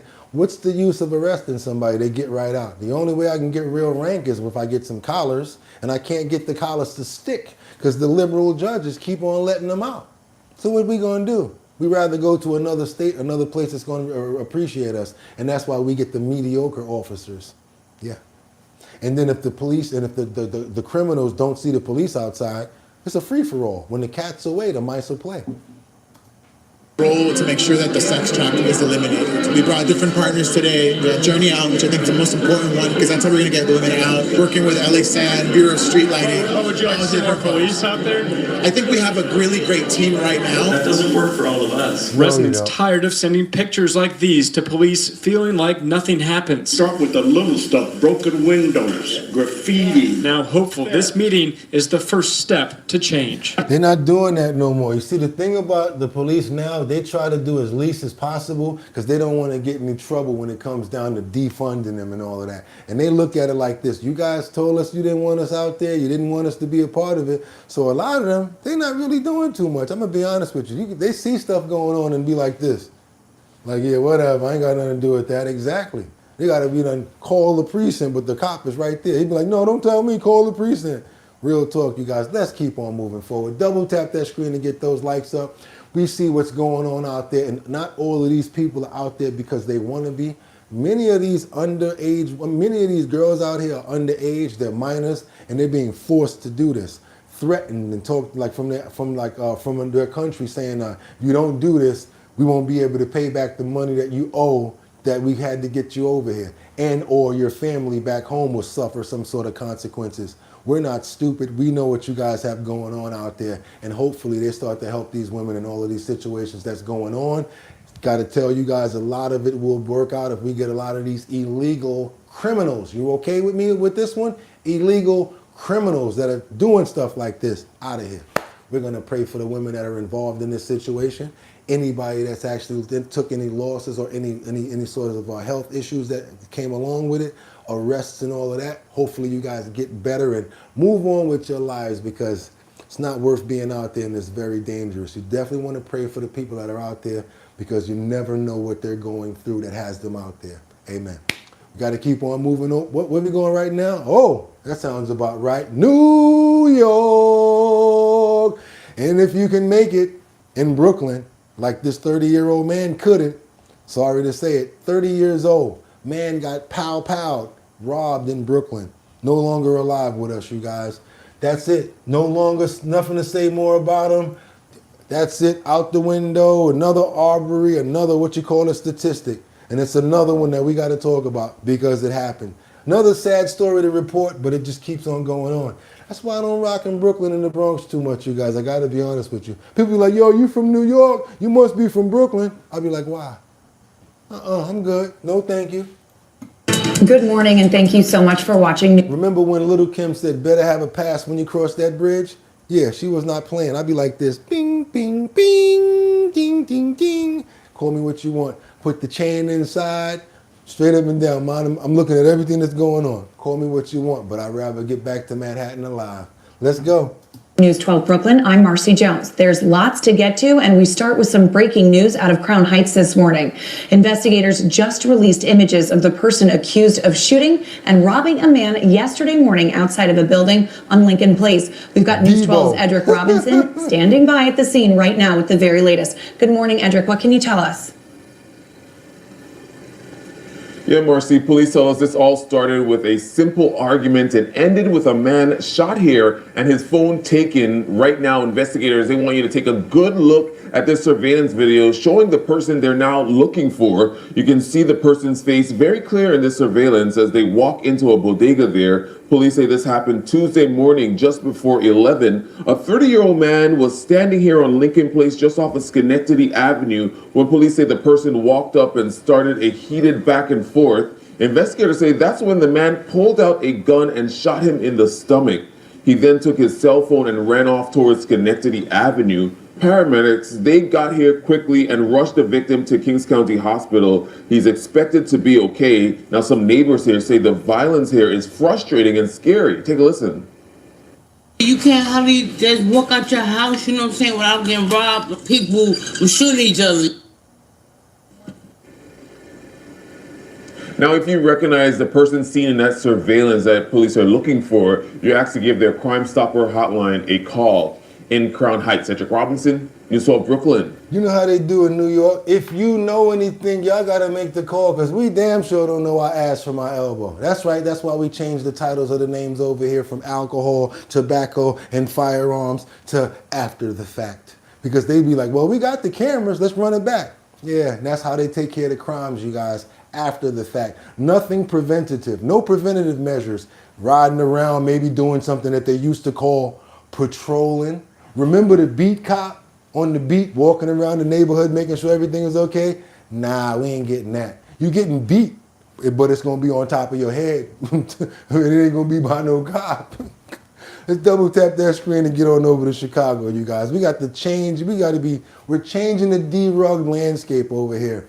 As we got this new thing called carfentanil. It's an old, I can't say that word. A new threat is emerging in Chicago, and it's really stronger than Fetty Wap. Be careful out there, you guys, because nowadays you think it's one thing, and it's definitely not that. What I've started to notice is a lot of our celebrities, a lot of the actors that did indulge, let's say that they think it's the C or that stuff that they normally get, but they don't know that it's got that Fetty Wap in it, and they do a lot of it or whatever like that, and wind up with a lost life. I do believe that many people are losing their lives because of that. Because the D-rug dealers don't care about how much Fetty Wap they're putting in there. They're just trying to make it potent so people come back. That's all they care about. Let's keep on moving forward, you guys. Double tap that screen and get those likes up. Let's go. Fentanyl now designated as a weapon of mass destruction by President Trump, but creeping into the toxic drug threat matrix are substances dubbed even worse than fentanyl. The I-Team tonight on the front lines where federal drug investigators and outreach organizations are warning and bracing for the next potential public health emergency. He was my best friend. I lost him and then I lost 6 more people. I just couldn't do nothing anymore. Carissa Felber is now on the other side of the drug crisis. This is a fentanyl test strip. So now they out there, the people that's hooked, they out there, they making tests on the D-rugs that they buy before they shoot them, because they want to make sure that it is what it is. You see, you got the D-rug, the people that's hooked out here becoming chemists. Yeah. It can detect the tiniest amounts of fentanyl. Facing the loss of her brother Matt, her own substance use disorder, and the realization that help exists, she enlisted as an outreach coordinator with Live for Lolly, an organization providing substance use harm reduction. You can make positive choices for yourself starting now, and it can be testing and seeing what's in it. The organization serving Metro Chicago telling the I-Team positive tests for heroin are increasing, while xylazine, the powerful tranquilizer linked to gruesome wounds and death, is dropping off. But the group is bracing for what's to come. The cartels, the people who make these drugs and distribute them, will find something new that will catch someone's addiction and fuel it. We are seeing an increase in carfentanil, and nitazines are showing up in pills. The Chicago Department of Public Health issuing a warning and an I-Team data analysis finding carfentanil and nitazene-related deaths in Cook County more than doubled in 2025 compared to the previous year. Authorities suspect a decline in fentanyl potency is creating space for other illicit narcotics to be introduced. Carfentanil is a fentanyl analog estimated to be 100 times stronger than fentanyl. Over the course of the last Why the hell would you want that when a needle, when a pin top of fentanyl can hurt you? Why would you? 2 years, we've seized over 100,000 carfentanil pills in the Chicago Field Division. Had those pills gotten to the user, it could have been devastating to the work that we've done to reduce. Now, we need many more people to know about stories like this, and believe it or not, the people that are hooked on D-rugs would like to know and would be appreciative. That's again why I try to show you guys these stories, because you may know somebody be like, yo, you need to check this out right now, because I know it's pretty hard to get off, but they're not even playing the game fair no more. You think you buying one thing, and it's a total different thing. Double tap that screen. Do me a favor. Let's get those likes over here, you guys. Overdoses. The I-Team inside the heart of the Drug Enforcement Administration Chicago Division's lab, where scientists are sorting, crushing, and testing seized powders and pills, searching for the latest threat. Among the tremendous amounts of synthetic drugs are pills disguised as Adderall, which can be an instant prescription for death. What is this evidence here on the table? So here you have just fentanyl in these tablets. Over here you have tablets that have actually carfentanil in them, which is more dangerous. Many illicit drugs are far from pure. They're often a chemical cocktail, including highly toxic, dangerous substances. Whether it's nitazines or whether it's carfentanols in very small amounts, can really undo a lot of the work that we've done in short order. Nitazines are a class of synthetic opioids developed decades ago, but never approved for human use due to extreme toxicity. They can be missed on routine toxicology screens, putting overdose patients in danger of being misdiagnosed or undertreated with the rescue drug naloxone. I am very scared that, because I've seen it, we're already losing the momentum. There is growing fear the U.S. will dramatically backslide on progress made the past 2 years in overdose deaths. The supply is still out there. The demand is still out there. There are not less people using drugs. We're enabling people to stay alive and to stay safe. Felber stocks up the Live for Lolly mobile outreach van, offering safe use supplies, testing strips, and open conversations about emerging risks in the illicit drug market. We have to reduce the shame and stigma around use and talking about it. It's the only way things are going to get better. If we have honest conversations, they have to be honest conversations. Harm reduction specialists saying they can't stress enough that people should not give up on the life-saving rescue drug naloxone. While it may not work on everything, they say a reversal for a highly potent synthetic opioid could require more than one dose. And that's why they said the last time we did the video and we saw when they was handing them out, they said if you got 3 of them, give them all to them, because you don't know what you're fighting right there because of the mix of the gumbo of crap that they putting in these D-rugs for all of these people to take. And the sad part about it is not like you're just regularly hooked right now. You're hooked on 3 different things that you don't even know what you're hooked on. I want to pray for people that are going through these suffering and tragic times like this. It's not like the Krillsnack era where you thought that you were getting some baking soda and some whatever. And there's nothing like that right there, you guys. This here is totally different. This is like the whole synthetic and crazy stuff going on out here. I want to pray for everybody who has been affected by this, as well as family members who had a loss in this tragic event. And I want to pray for a lot of the celebrities that we don't even know that have been misdiagnosed and lost their lives from this. I could say a few names right now of a few people that I think probably lost their lives to this, or this being part of what they thought that they were getting. Just want to show them some love as well, you guys. Amen. Let's keep on moving forward, you guys, because we got a follow-up story over in Pennsylvania right now. We got a boy who was allegedly pow-powed his stepfather over that Nintendo Switch. He appeared in court today. He's only 11 years old, and he pow-powed his stepfather over him taking away his Nintendo Switch. Look how little this kid is right here. 11 years old. Hey, Clayton, we want to hear from you. What happened that night? How are you holding up, Clayton? That's the 11-year-old accused of shooting his adopted father, heading into court facing the judge today. Thanks for being here at 6. I'm Joel D. Smith. You heard the voice of Lily Sexton trying to talk to Dietz on the way into the courtroom as they discuss those charges. Here's Lily right now with more of what we learned today. Lily. That's right. Today was the first time we got to hear from the lawyer representing 11-year-old Clayton Dietz.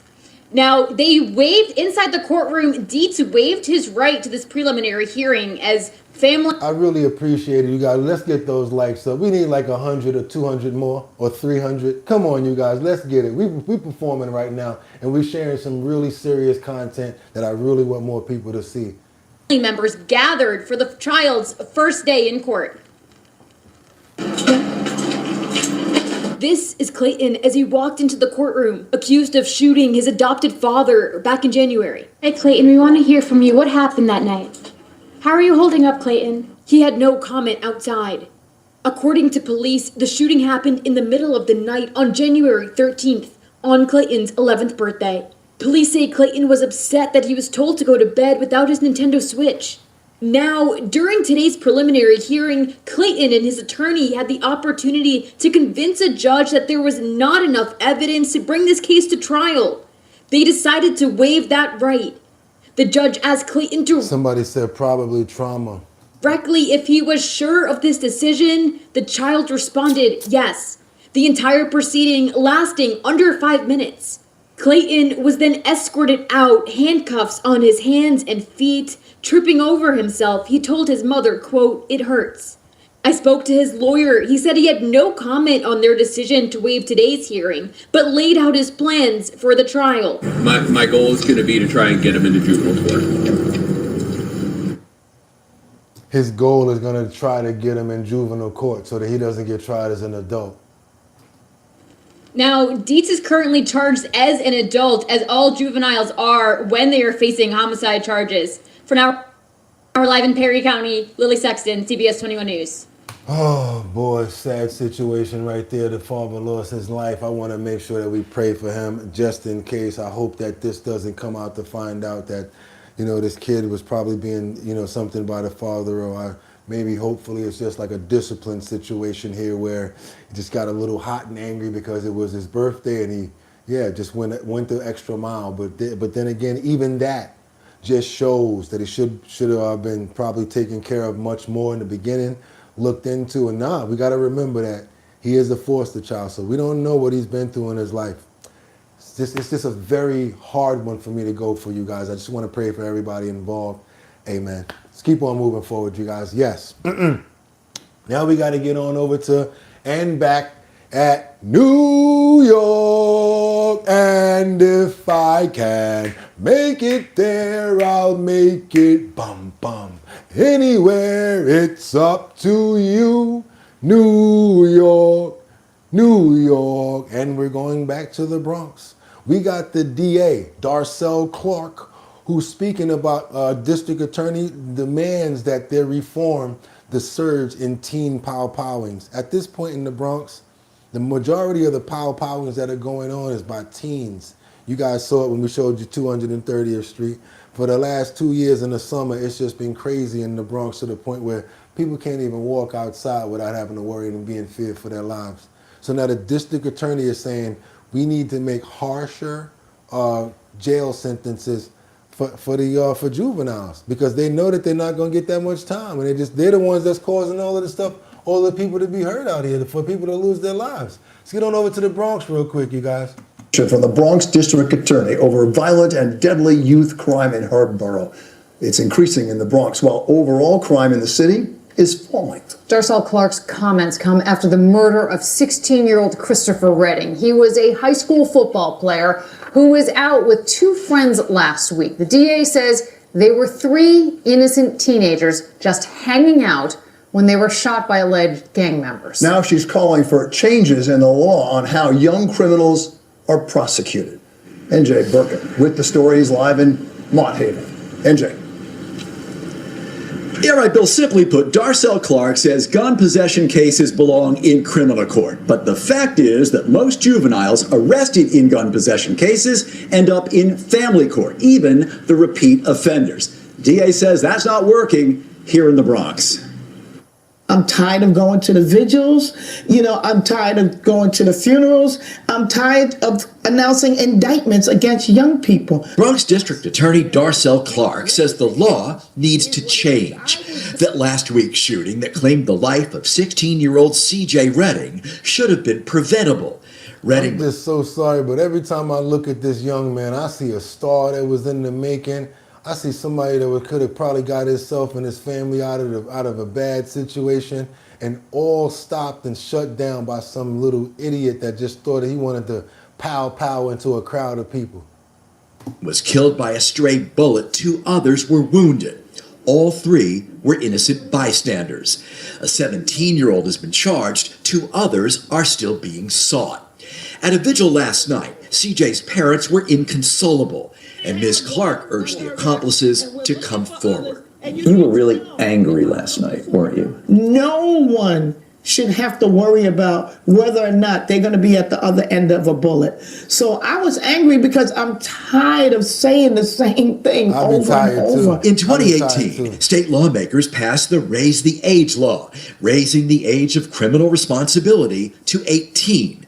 But Ms. Clark insists it's allowed teens to carry weapons with little or no fear of prosecution.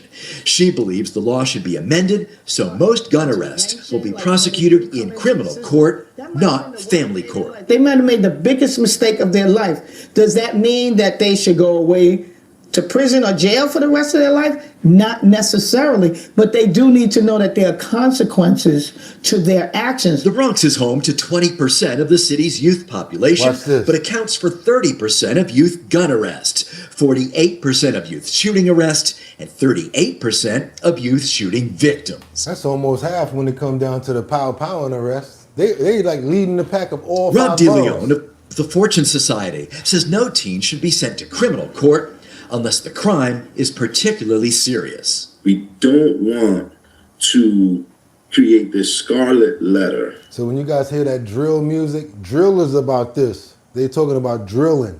The same way you have a real drill, they go bzz, bzz, bzz. So drill is basically when you run in a drill and you're pow-powing somebody. That's what drill music basically means, just so you guys know. For kids for the rest of their lives. Eric, thank you so much for the $2. Where their records continue to haunt them for the rest of their lives because of a mistake that they made when they were young kids. Now we got an advocate over here that's talking about, I don't think that they should go to jail and be charged as adult because they shouldn't have to worry about that for the rest of their lives for a mistake that they made as a child. If you take somebody out as a child, hey, well, guess what? You had the fortitude and the mind to do it. You probably need to do the time and keep on rocking. There ain't no talking about what I told you guys yesterday. Juvenile life is when you're under 21. They'll give you the rest of the time until you're 21, and then they'll let you out as an adult. So if you're 19 or 20 when you did this, you probably do 5 years and you're coming right home. Governor Kathy Hochul has ruled out any changes in the law. As for youth programs, Ms. Clark says her community is chronically shortchanged. We need to help the community-based organizations here in the Bronx stand up so they can provide the opportunities for the kids that live right here. Well, Ms. Clark says millions of dollars were allocated as part of the Raise the Age law. New York, she says, has received none of it. Tonight in the Bronx, NJ Burkett, Channel 7, Eyewitness News. Yeah, boy, let's keep on moving forward. No, I don't just take a crap on the U.S. We go everywhere. We go to old funky Canada sometime, too. I see you guys trying to call that out. And matter of fact, I might just go ahead and call it to get them up out of here because I've been seeing it all morning. And just the back and forth has been disturbing my chat. So that person that needs to go, Casey, go ahead and lance him. Thank you. Appreciate it. Eric Dane lost his life. We want to show nothing but respect, and we really would appreciate it. And Casey, love you so much, brother. I hope you're doing well. I want to stop this video right now just to give a quick prayer to Terry. Hope you're doing good. We all pray for you, and we love you over here. And we know that you're going through it right now. Hope your leg is getting better. And we know that it's hard times right now, but we're here for you, Terry. That's how we do it. And we don't just say we're going to pray for you. We stop and do it. That's my motto. Keep on moving forward, you guys. We got to get on. It's a serious situation right here because ALS is a very rare condition that not that many people get, but it's sad when it's somebody that we know. As last week we lost one famous person to cancer, colon cancer. Now we lost another person to ALS. Very sad situation when it comes down to Eric Dane. Do your boy a favor, double tap that screen to get those likes up. Yes. We show people respect around here in their life as well as when they leave. Role in Grey's Anatomy. He died at just 53 years old. The heartbreaking news came less than a year after he announced his battle with ALS. Here he is opening up just 8 months ago about this devastating diagnosis. I started experiencing some weakness in my right hand. And I didn't really think anything of it. At the time, I thought maybe I'd been texting too much or my hand was fatigued. But a few weeks later, I noticed it had gotten a little worse. I'm fighting as much as I can. Just so you guys know, him talking right now, he's fighting just to breathe at this interview. There's so much about it that's out of my control. Fox News senior medical analyst and author of The Miracles Among Us, Dr. Mark Siegel, joins us now. Doctor, it's so great to have you on for such a sad topic, but something we're all learning a little bit more about. I understand 350,000 people have this worldwide. He was, diagnosed just a couple years ago, and most live 2 to 6 years is the average. He said his first symptoms were a weak hand. What other symptoms have people reported? 5,000 cases, Rachel, in the United States every year, and it's increasing because of something in the environment that we don't know yet. And it's a muscle weakness disease, nerves that are affected that innervate muscles, and usually it starts on one side. So like he said, his right arm got weak, he didn't know what that was. Then you develop fatigue, and you get a certain kind of spasticity called fasciculations. You could see a quivering tongue, or your arm is quivering, and usually one side and then another side. It's diagnosed by a neurologist with an EMG, an electromyography test, and it progresses pretty rapidly in most cases, although Stephen Hawking lived 55 years with it as a great scientist. But with Eric Dane, he probably lived about 2 years with it, a year before they diagnosed it. And I want to point out how courageous he is, that he actually was involved with Target ALS, where he was fighting for new research, because we're learning to personalize the approach to this disease, and that's the future. And he fought for that, and ironically... Someone here has muscular dystrophy, and they can only imagine ALS. That was Iggy Maniac. Yo, Iggy Maniac, can you do me a favor? Hit my email up. I'm going to send you a decal as well as a keychain. Iggy Maniac, my email address, bridgethisllc@gmail.com. That is bridgethisllc@gmail.com. That's Iggy Maniac. We want to pray for Iggy Maniac, and hopefully you have better health that's coming forward with your life, and that God provides you with better strength and much more fortitude to move forward throughout these situations that you're dealing with. I ask this today in Jesus' name, amen. Let's keep on moving forward, you guys. Let's go. Back in 2014, as a member of the Grey's Anatomy cast, he was involved with the Ice Bucket Challenge without knowing that 10 years later he would get this himself. Yeah, so what actually ends up killing you or causing you to die once you get these symptoms?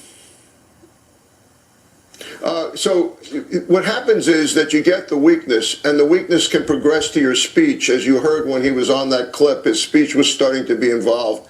And it starts with the upper extremities usually, but the thing that ends up getting you is the diaphragms, where you can't fully inflate your lungs. And that's what happened to him most likely. So that's like torture. And I talked about this. You guys see how doctors can give a diagnosis, but when we hear it, it's so much different than the way that they telling it. They just telling it like textbook. But meanwhile, we understanding and thinking about what he's probably going through as this happening to him. Diaphragm, can't breathe. That means you're from the inside is ill and you slow. Progresses from your arms, your legs, your speech, your swallowing ability, and then your breathing. You say you think this is potentially an environmental thing that's causing this. Can you give me a little more information on that? Well, it involves something called glutamate, which is toxic to the nerves. And there are about 10% of the time it is genetic, but 90% of the time there's no genetics to it at all. So we don't know what triggers that toxin to be made, and we're looking at various factors. You know, we have so many toxins in the environment that it's being studied. But here's some advances that I'm very excited about. When he said environmental, somebody said like that. Yeah, I'm wondering too. What do you mean environmental? We got time. We got time to hear about that. Who's that over there, Ease? We got time to hear. Keep on expounding on it. That's right. There's something called brain gate. It's kind of like Elon Musk's Neuralink, where they're looking at ways to overcome the nerve weakness in the spinal cord. It's in the spinal cord, not in the brain. And it's an implant they're working on at Mass General Hospital. They're working on targeted protein therapies. They're working on genetic therapies. They got one out already called Qualcity that they've been studying, but that's only for the genetic part. In the end, it's going to be a personalized approach. With Dane, he did physical therapy, a lot of physical therapy and speech therapy. Yeah. And again, he showed great courage with trying to work on raising money for this. We need a lot of money for research for this. He was asking for $1 billion from the government. Yeah, maybe we could figure out what this toxin is in the environment take that out. That might be the cheapest way to figure out how to cure this before it even starts. But they said it's a toxin in the environment, a toxin in the environment. And I don't want to start talking about those that we be seeing going around and those feeders. I'm not going to go there because I always wonder why the hell they're letting that stuff out those planes too. But I ain't going to go there. Let's keep on going forward. Double tap that screen to get those likes up. You heard it from them. I ain't say it. I ain't, yep. You see it. I ain't say it. They did. And I ain't even going to say the words because you guys got it already. Y'all know what's going on. Look at that. Damn, y'all gonna get me in trouble. Y'all keep on typing that. Shit, let's keep on going, y'all. Oh, don't do it again. Oh, Liberty, you too? I love you too, but come on, don't get us. I'm just playing. Let's go. We got to get on over to South Florida. But no, we don't. We want to pray for Dane. Want to pray for anybody that's going through these tragedies and situations like this. And that's why we do stop, because you never know what the next video is going to be about. And I really want people to get more educated about these situations and situations like this, because we got to be one for all and all for one around here. We're going to have to grow our own food. We're going to have to keep each other healthy. We're going to have to really work with our community over here, you guys, if we're really trying to win and go further in life. And the only people that we can trust is us, because I can't say that they're going to look out for us. I'm sorry to say it. Double tap that screen, get those likes up. And at the same time, I want to put this prayer up for Dane, as well as anyone who's suffering from ALS and going through this tragedy right now, as well as his family and his children. Amen, you guys. Over to South Florida we go. We got body cam footage that shows the moment after the mom left her kids with an Uber driver. You guys saw this already. I never had a chance to break it over here. I was like, all right, I'm gonna ignore it since I didn't break into it already, but I couldn't once I saw the video. She was drinking, left the kids in an Uber for at least about 2 hours. He had no choice but to call the police. You leave your toddlers, your kids inside of an Uber and try to give a man $10 and walk away and don't come back? You're supposed to have the police called on you. The only sad part about it is now I don't know where the kids are going to wind up at. Well, they with their dad now, but hopefully they don't wind up with her ever again until she get her stuff together. You just left your kids with an Uber and we're all over town looking for you. It doesn't matter. New tonight, body camera video captured the moment officers find a woman accused of leaving her kids alone with an Uber driver and wandering off for hours. NBC6's Lena Salzbank joins us live to break down that new and disturbing video. Lena? Yeah, well, this is where police say they found that 32-year-old mother right outside of this McDonald's after, like you said. Did they got Uber babysitting now? Uber babysitting. Yeah, okay. They say that the woman left her children with an Uber driver. Newly released body camera video shows an officer responding to an Uber driver's call for help. What's going on? You can see what appears to be two small children sitting inside of a white SUV. How old are you? You know? You 3? Oh, 3? You're a big boy. The Uber driver explaining that the children were left by their mother in his car. You've been here for how long? More than 2 hours. Right here. More than 2 hours. He missing his money. You know he gonna tell it. I've been here longer than 2 hours.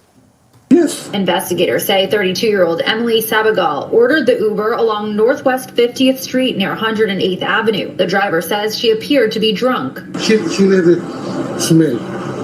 According to the arrest report, Sabagal grabbed the driver's phone to cancel the ride, handed him $10, told him to pull over, claiming she would be back in 3 minutes. But officers say she never returned. Officers later found Sabagal about 2 miles away near a shopping plaza. Body camera video shows police confronting her outside of a McDonald's. You have 2 kids? Were you just in an Uber with your 2 kids? In the video, you could see the mother sitting on the sidewalk with her bag by her side. Because you just left your kids with an Uber and we're all over town looking for you. Earlier that evening, surveillance video shows Sabagal inside a Sunrise smoke shop with her children before calling for the Uber. She just comes in here saying, "Can I get a ride?" Police say Sabagal also had been drinking earlier at a nearby restaurant where employees say she is a regular. And police say that those 2 kids are okay. We are being told that they are being watched by their father, who we did speak to over the phone. He says he is just sick to his stomach about what happened. Meanwhile, Sabagal is facing several charges, including child neglect. For now, reporting live, Lena Salzbank, NBC6 News. Oh, man. What if he doesn't look like his photo?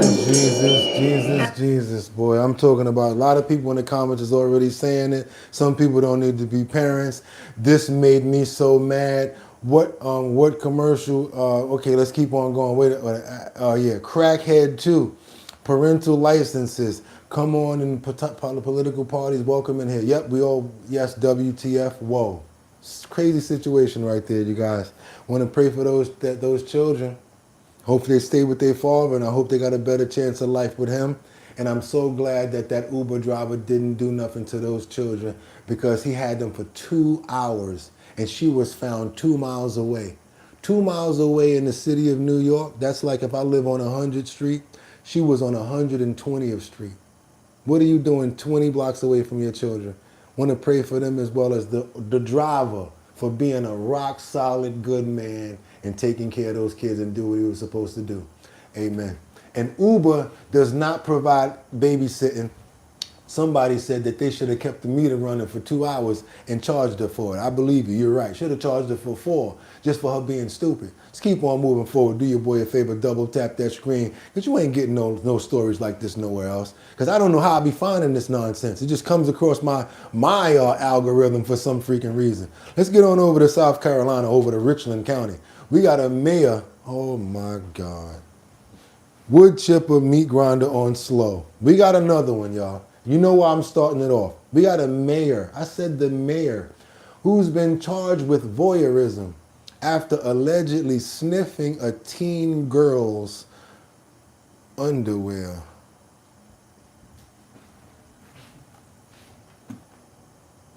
I can't say no more because I'm stuck. I'm just going to leave that alone and let y'all do the rest.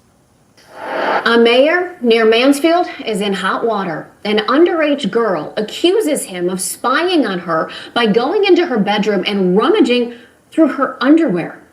Our Harry Boomer has more details from the Richland County Sheriff's Office. Harry, this is disturbing and very bizarre. Oh, God. Where do I find this? To say the least, Nicole. The young girl says she noticed that some of her clothes had been moved. That made her suspicious, so she placed a hidden camera to confirm what she thought was happening. After viewing the video, the Richland County Department of Children's Services was contacted, and that started the ball rolling. This is Mayor Wesley Dingus of Butler, Ohio, a town of fewer than 1,000 people near Mansfield. Dingus is... His name is Leslie Dingus. He is a dingus. Facing 2 counts of voyeurism after he was allegedly caught on camera sniffing a teen girl's underwear. I went to Butler and spoke with the chief of police, Eric Winbickler, who wouldn't say much. It's basically that the village... I'm sorry, but I got to stop this here, because this is the part when I tell you guys this is actually, it probably sound crazy, but maybe if they're older, 17 or 16, let your little daughter see this video. Because then when you telling her why you being so stern on her, why you being so stern? Why you be so mad on my back all the time? Because baby, it's not me. Even people like this that's supposed to be out here taking care of you, I want you to know about people like this. Sometimes we gotta give them the shh to really understand. And you have no idea what they be done come back and told you. Oh yeah, because my friend such and such, she did blah, blah, blah. You never know, I'm telling you. The council is aware of the incident and the charges, and they're going to be discussing it here, undetermined date, but sooner than later. He referred me to the Richland County Sheriff's Office. We'll be more than happy to give you all the information that we have for the public records request, but at this point, we think the report speaks for itself. Okay. All right. Well, I'll be glad to receive that. The report states that the victim placed a hidden camera in her bedroom after suspecting Dingus had been in there before when she wasn't home. She said video showed that he picked up 2 pairs of her underwear and smelled them for several seconds. Dingus was in court this morning. He was released on a $10,000 bond. Butler's a relatively small town, so everybody knows everybody. So I'm sure you know the mayor. Yes. Just in terms of just disappointed or what? I mean, you know. I wish I was in a position to say, but I can't. I'm in a position where innocent until proven guilty. I'm in a position where I have to uphold the law. Yeah, look here. If that's on video and they got him doing that, he's assed out. That's it. He in trouble. That's it. What are you doing, man? What's wrong with you? And you the mayor? Oh man, do your boy a favor, double tap that screen, get those likes up. I also want to pray for the people that was affected by this, and I also pray and hope that anybody else that probably was affected, that may be scared to come forward, now that they see this story, hopefully they'll tell it right now, because this is the best time. A lot of times people get the fortitude and the energy to push forward when they see something like this and it's already out there. So hopefully, if anybody else was messed with by dingus or whoever, they'll come and tell it. Just keep on moving forward, you guys, and amen. Amen to her and her family. Hopefully she can get through this. Let's get on over to Sandy Springs, Atlanta, where the metro area, they got these massage parlors that they just shut down for suspected activity. Atlanta, come to the front of the stage, you guys. And don't be trying to ask what the address is, because it's already shut down. Don't even do it. Come on, let's go. Officers who tell us it's part of a prostitution and human trafficking investigation. So now they're cracking down right now. And I love the fact that they're doing this, because if they're freeing minors and getting little kids and people that's not supposed to be up out of these bad situations, it's all for the good. To investigative reporter Mark Winnie was the only television reporter in along on the raid. Mark, Sandy Springs police say they will keep following leads as far as they can. And we saw a lot of action. A Sandy Springs police sergeant says folks arrested at massage parlors in Sandy Springs can expect to come to the temporary lockup here at the new police headquarters initially, including any sex customers they arrest in the future. But 3 women were detained in the lockup today after action-packed raids on 2 massage parlors. Well, the 50's clear, we're pulling out. Sandy Springs.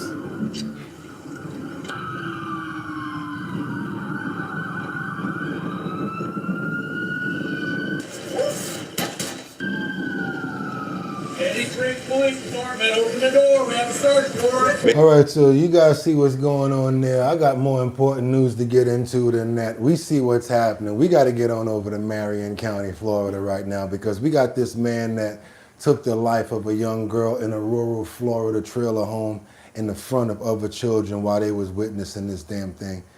I know y'all probably like, why are we doing this? Because we have to. It's stuff that's happening this week, a day ago, 2 days ago. Happens to be breaking news from different states. You guys ask me, why are we going? Yeah, we go to different states and different countries. We going back to the over to Marion County right now. It ain't my fault. I want you guys to see what's going on. I keep on telling you, double tap that screen and get those likes up, because I look at it like I think that they really need to know about this that's going on.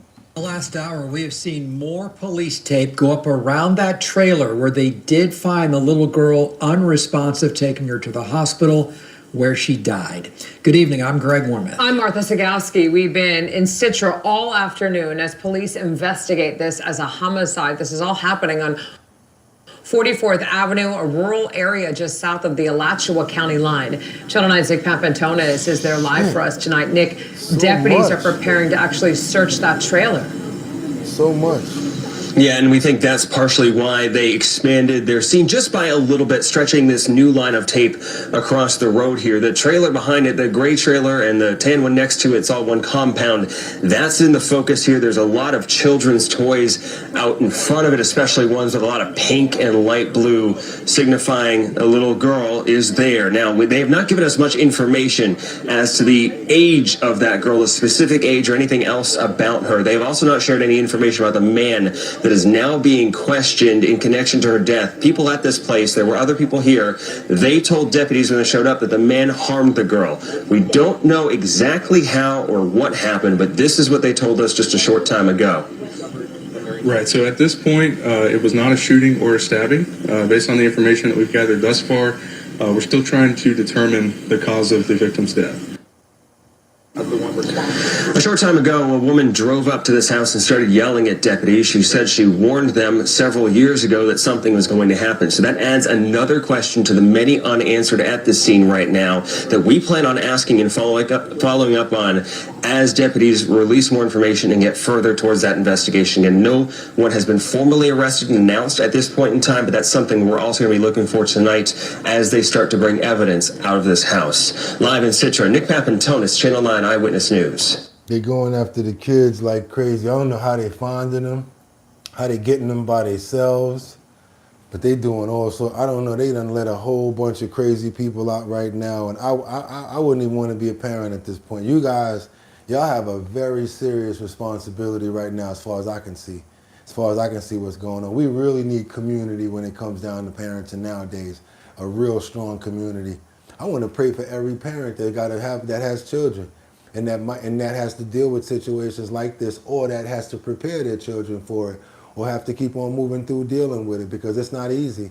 And I know it's hard. Like, I have to deal with my son, telling him, you know, it's not me. I'm trying to explain to you because I know how people are and things. I know how it is first account. And I know how hard I was to talk to. So I try to think of it like, you know, let's try to have the best way to communicate that we can, so that they know that we love them and we're not just trying to come down on them, Lord. Let's try to help me to get that message out, to let them know. It's not me coming down on you. I actually love you and I care about you and I don't want you to be hurt. Amen. Let's keep on moving forward, you guys. Yeah, we got a follow-up story in the Bronx. New York. Ain't even really in the mood to do it, especially with all of this crap that's going on, and especially with what I got to report. Another follow-up. Last week, we showed you a video of two women that were on a train. They stuck their phone out the window, and the phone showed us a man getting pow-powed on the train tracks at like 175th Street or something like that, right? Well, luckily, after the fact, they got this guy, they arrested him for the fatal, the beeline pow-powing that you guys saw that was on video the other day. So they got a suspect, and we're going to see what's going on. But I got to tell you, Kathy Joku Hoku, Mom Dummy, Naizi Super Cat, and then they use a dumb dummy. Yeah, you guys are not doing too good, because it seemed like the police got to do everything by themselves. And they ain't even really got that many out here. We lucky we was able to get him. Mr. Frias, what happened? He's the one that did the pow-pow in the train on the beeline, allegedly. Why'd you shoot him? Did he say something? What happened?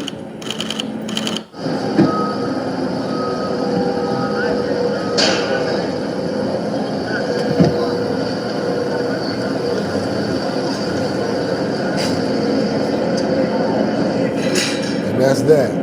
Yep, they got him. Ain't too much to talk about. Wanted you guys to see what he looked like and the fact that he's been arrested. I'll keep you guys posted on the story, what's going on with it moving forward. But now we should expect like arraignments, probably different situations with him going back and forth to court, just like everybody else. Okay, we got the Reese's family over here. Anybody eat Reese's peanut butter cups? You do? Anybody like chocolate? Hershey's chocolate? They're like, oh my God, where's Bugatti going with this right now? Not the chocolate Bugatti. I gotta do it to you guys. Yes, I'm going there because you deserve what you pay for. When you buy chocolate, it should be chocolate. It shouldn't be extracts. It shouldn't be a bunch of sugar. It shouldn't be fake stuff. But sometimes they gotta fake it till they make it. I want all my older people right now to understand something.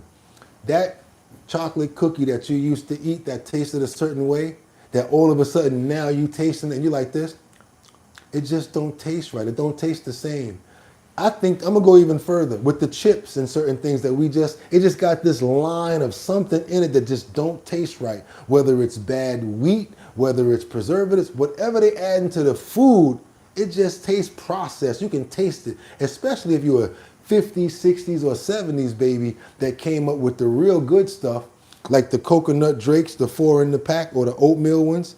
You get the 4 oatmeal cookies in the pack, the soft ones. Oh my God, them cookies was off the chain. Y'all know what I'm talking about. They don't even sell that no more. If they did, it'd probably be $5 for 4 cookies.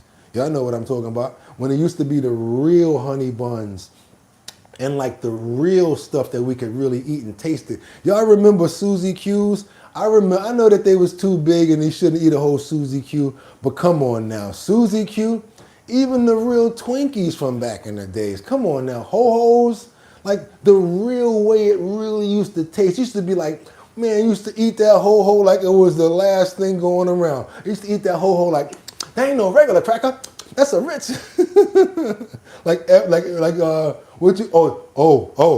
I almost forgot one. Drake's coffee cakes. Oh my God. The Drake coffee cake, it feels like it got a little bit of butter in the middle of it. Oh my God. You didn't have to do nothing but take it out the pack. They had the little double pack back in the day, or sometimes they had the whole big circle, the Drakes. Oh my God, y'all know what I'm talking about. Y'all think I'm playing? Back in the day, it was so much better. But now, nothing but chemicals, and it tastes like ass, don't it? And there's nothing wrong with you. It's what they putting in it.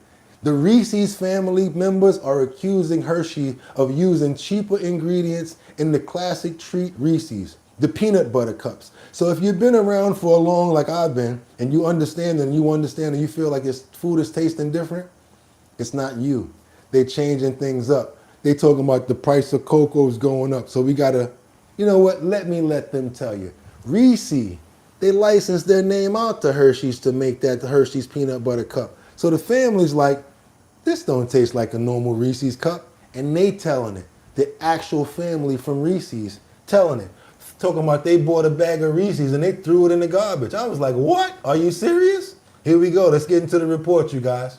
Bitter taste in the world of chocolate. Brad Reese, the grandson of the inventor of the iconic Reese's peanut butter cups, posting an open letter to Hershey on LinkedIn, saying it is quietly replacing the very ingredients that built Reese's trust in the first place. Some experts say it has to do with cost. The price of cocoa skyrocketed over the past 2 years due to climate impacts in West Africa, and that caused some brands to swap in different ingredients. Now Reese telling the AP he recently threw out a bag of Reese's Valentine's Day mini hearts after seeing the company describe the treat as made with, quote, peanut butter cream and covered in chocolate candy.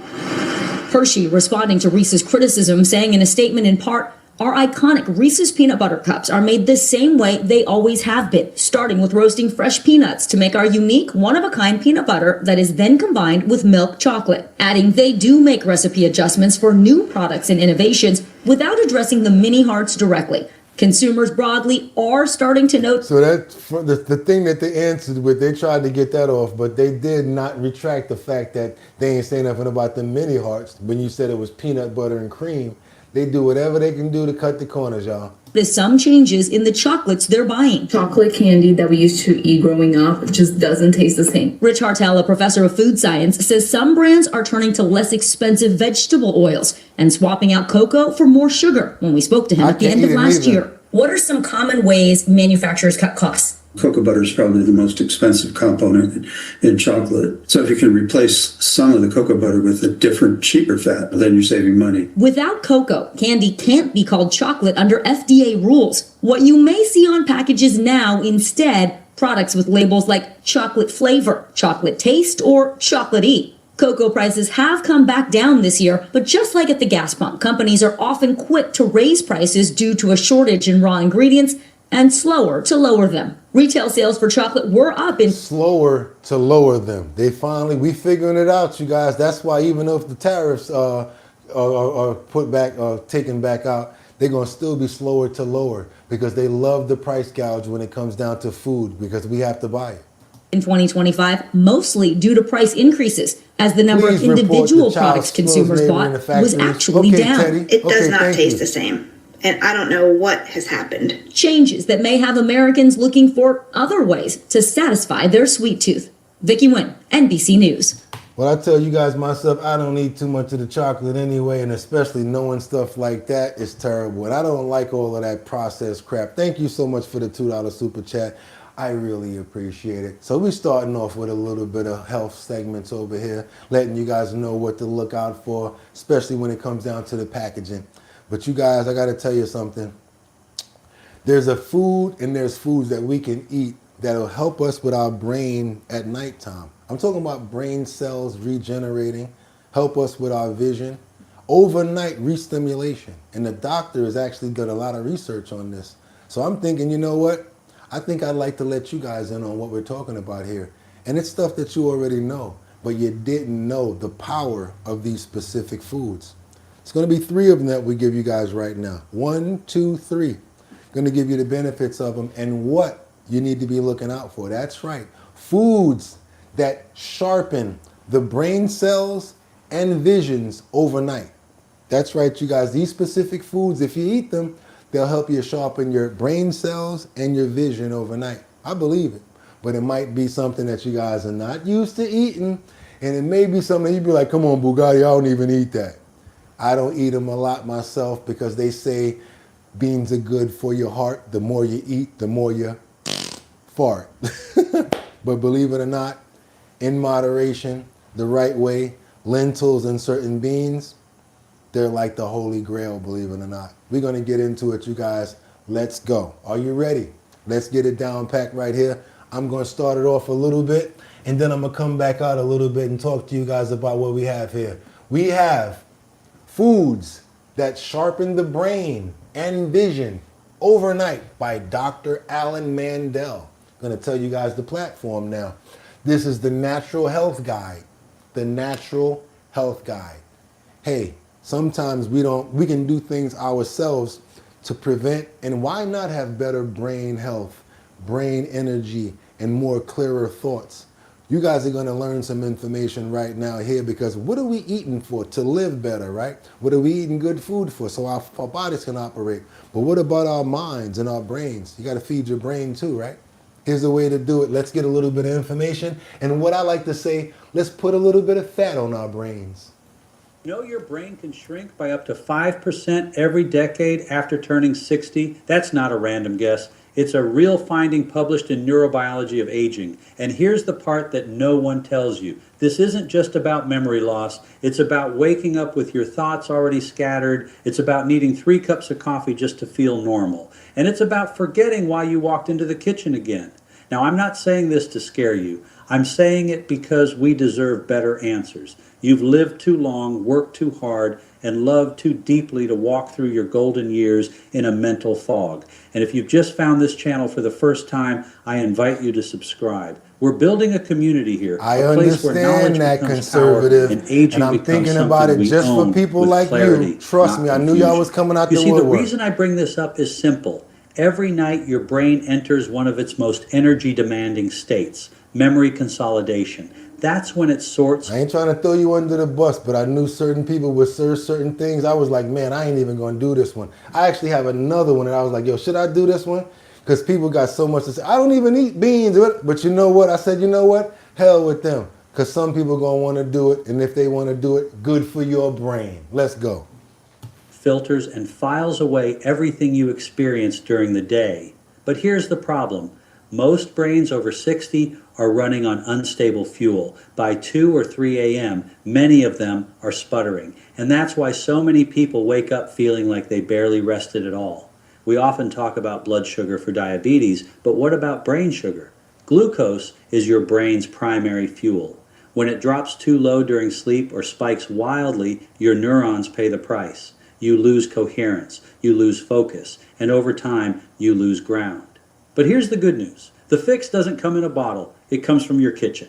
Tonight, I'll show you 3 familiar beans. Nothing fancy, no trendy superfoods that can help stabilize your brain's energy supply through the night. Trust me, it's not what you think. That's gardening, reading, remembering every grandchild's story.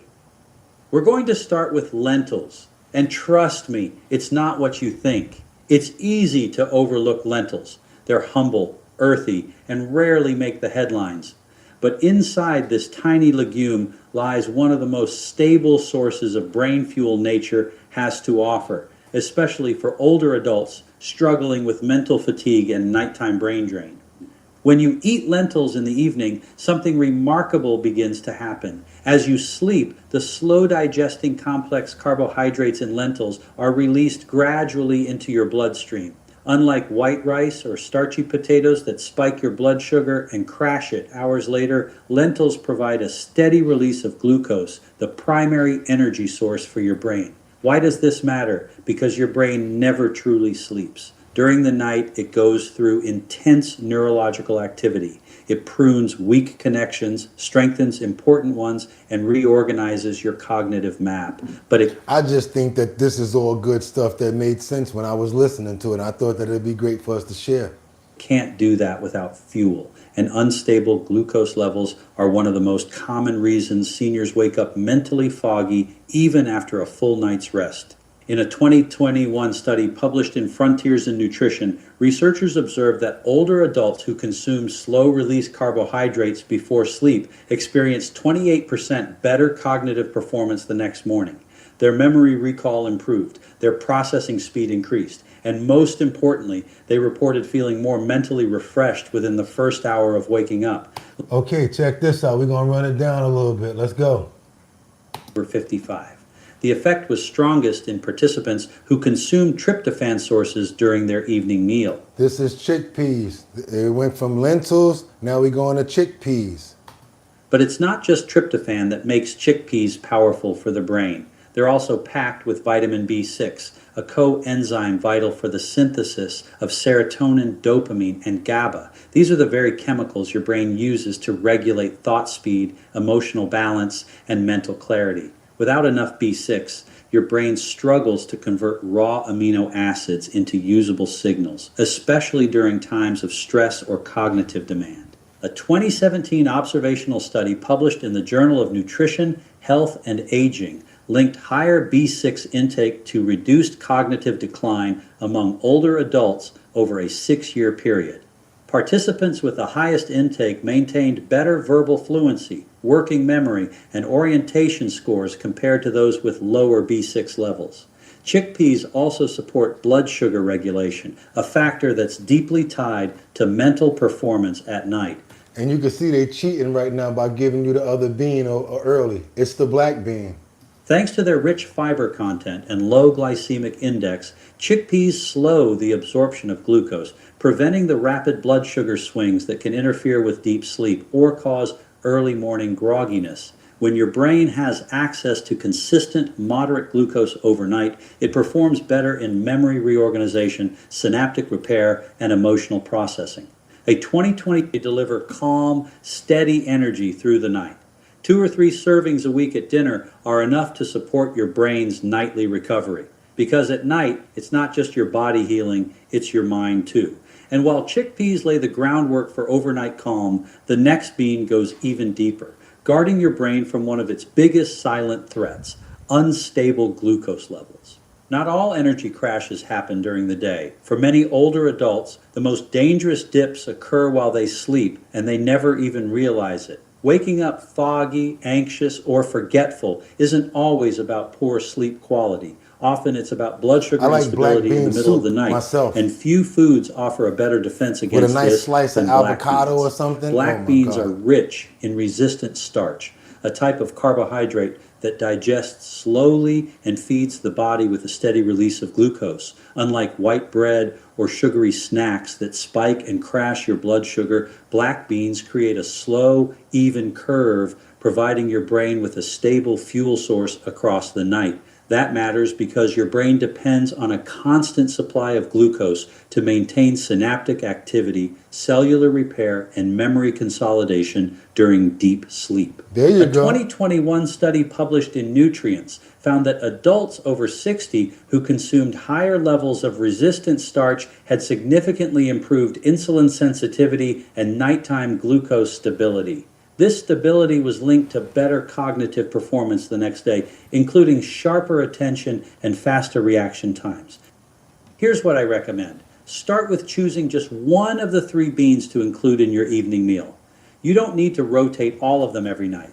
Pick the one that feels easiest to prepare or that fits naturally into your current dinner habits. Lentils can be simmered into a soft soup with carrots, turmeric, and a touch of olive oil. Chickpeas can be mashed and served warm, perhaps alongside a piece of grilled fish or roasted vegetables. Okay. Black beans can be gently stewed or even blended into a light dip. The goal is not variety, it's rhythm. Now, black beans, I like making black bean soup. I just chop up, I just put up, mash them up a little more. I put a little bit of onion in there. I love black bean soup. Aim to eat your bean-based dinner about 2 to 3 hours before bedtime. This gives your body enough time to begin digesting while still delivering a steady stream of glucose and nutrients to your brain throughout the night. You don't need a large portion. Half a cup is plenty. What matters is consistency. 2 or 3 times per week is enough to create a noticeable shift in how your brain performs in the early hours of the morning. Less racing thoughts, less fatigue, more calm focus, even before your first cup of coffee. If cooking every night feels overwhelming, prep once and store in the fridge. Beans hold up beautifully when cooked in advance. A Sunday batch can support you through the week with minimal effort. Also, Pay attention to how you feel. After a few evenings of incorporating beans into your routine, notice your mood the next morning. Is your thinking clearer? Do you feel more steady before breakfast? These little shifts are signs your brain is receiving the nourishment it has been quietly craving. There you go, you guys. I'm talking about it got to be mind, body, and soul. Not just one thing. You got to take your mind, body, and soul. And why not find things that's going to nourish the brain and make us have more fat on our brain, make us more stronger? Y'all know what I'm talking about, right? It ain't over. It's Saturday. Y'all know how we do. We're going to turn up. But I would appreciate if you guys appreciated that story. Let me know in the chat, and let's go ahead and double tap that screen to get more people over here. I love the way that you guys are sharing information. You guys are going back and forth, and you guys are almost giving recipes out right there. There you go. I love it, because now this is how a community operates, and this is how we keep each other going. That's right. We're going to be trading seeds soon. After we start getting this new thing going at Liberty's connecting up, we're going to have something going on, boy. I could tell you guys, it's called Justice for All. And you're going to love it, because tomorrow we're going to introduce it. You guys are going to love it. Oh my God, I can't wait. Let's keep on moving forward, you guys. We're going over to California. We got these social media users that's swooning over this Burbank police officer. I don't know why they all going crazy, but you guys do the same thing for Luigi Mangione when it comes down to the girls over here. We be trying to show them something over here, like, look at this dog. And they be like, hell with the dog, look at him. And then they get all the starry eyes and everything. You know who you are, y'all women out there. Y'all see a guy that's kind of cocked, little buffed and handsome. Hell with what he's holding or what he's talking about. Are you single? Check this out, you guys, as they're swooning over this police officer right here. And he's just trying to introduce the dog. Let's go, you guys. I appreciate you so much, Jocelyn, right there, for becoming a member with a 1 month. Thank you for becoming a member. Let's go. This is funny right here, you guys. I thought it was funny. I wanted to share it with you out of LA. We are turning now to the Burbank Police Department, where one of their officers is going viral. His name is Officer Parks, currently breaking the internet and several hearts. You'll see why. Here's the photo, the officer holding a French bulldog. Yeah. I love the music. There's another behind them, which is possibly going brown. What's going on there?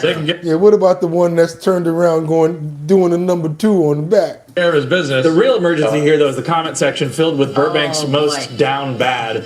One says, I just lost my dogs in Burbank, requesting Officer Parks' help. Another intrigued by his cuffs, asking for a full pat down. Whoa, wow. Well, another said, I identify as a dog if Officer Parks wants to pick me up. I know it's been raining up in the valley, but it looks like some kind of dry spell has befallen the good people of Burbank. Goodness. The caption reads, he could not resist petting, holding, and snapping a photo with these dogs. Police officers love dogs. Police department Instagrams are wild because there's stuff like this, a caption of a nice moment sandwiched in between posts of like, here's our latest season of enough fentanyl to kill 1,000 horses, or fast facts, ghost guns, what you need to know.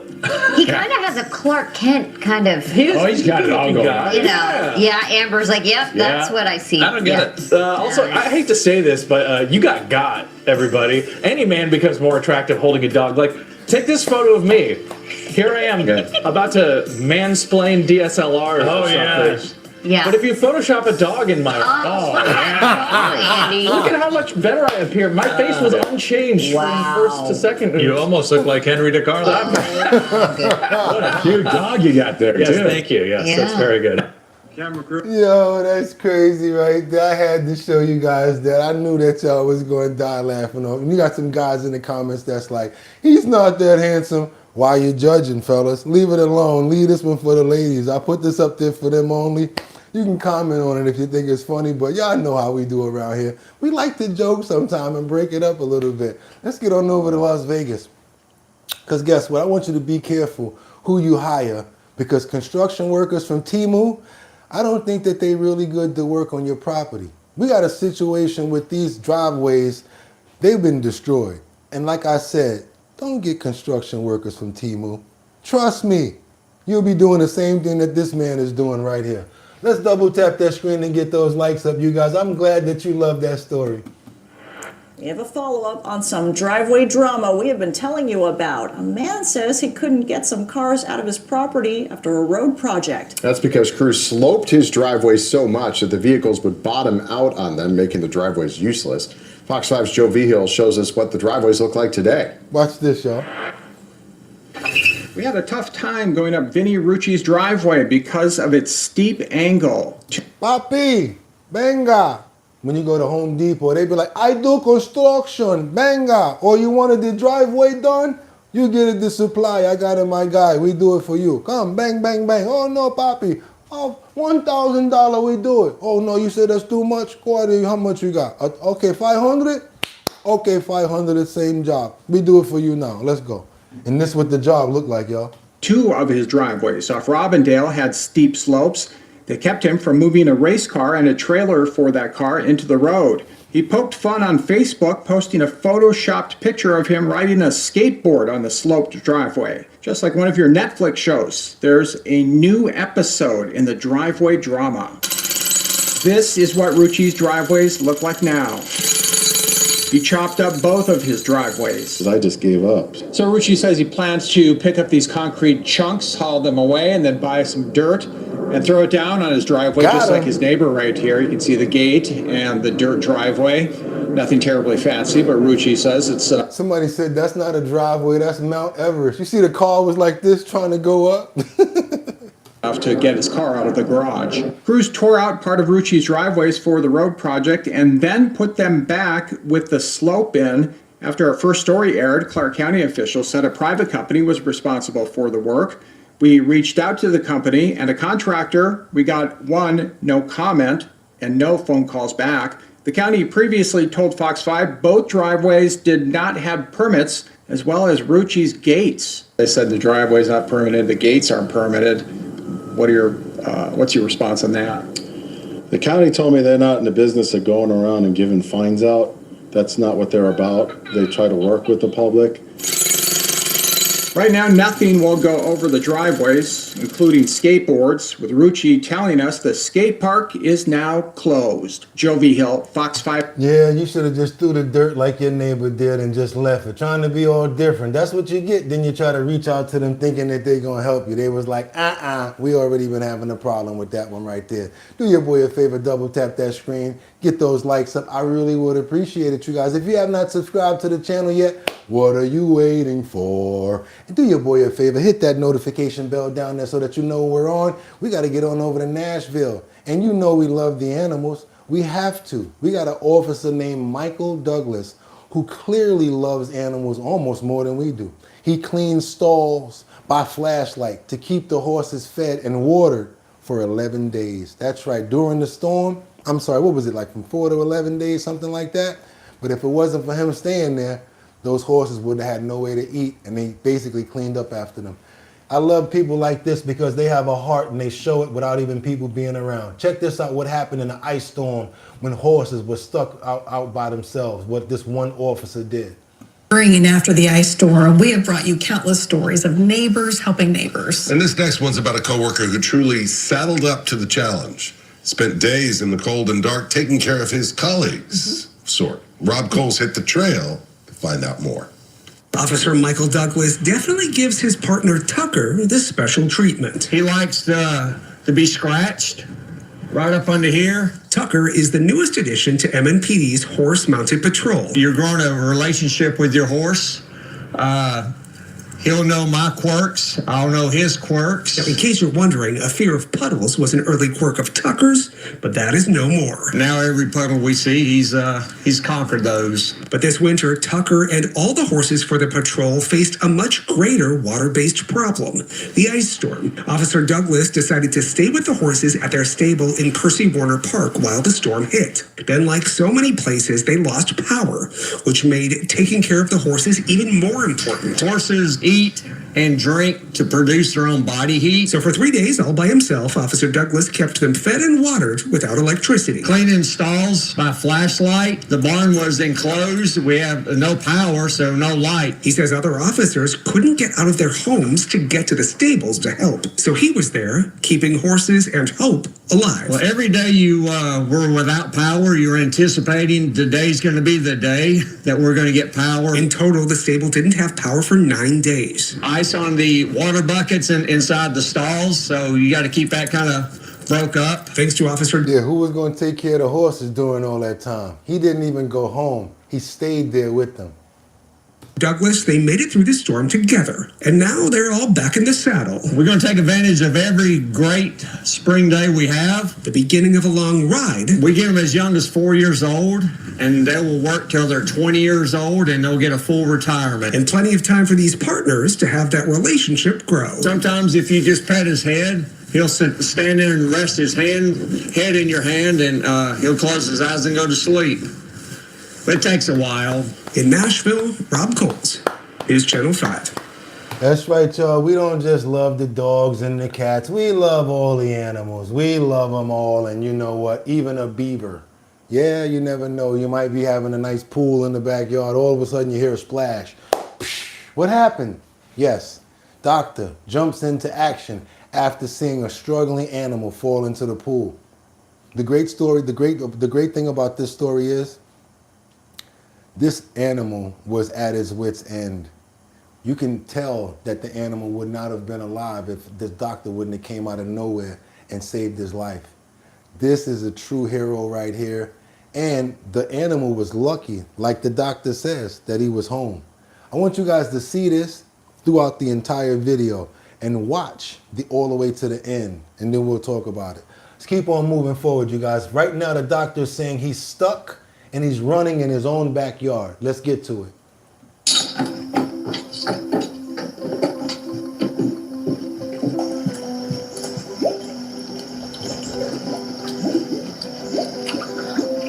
Oh my gosh!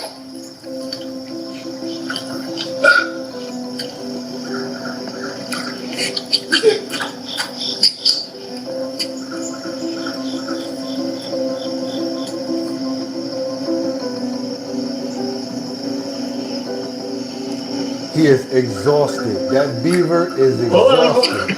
He's been doing that for hours trying to stay afloat. Trying to get out. You know he's exhausted because he's so tired he won't even move. You okay, buddy?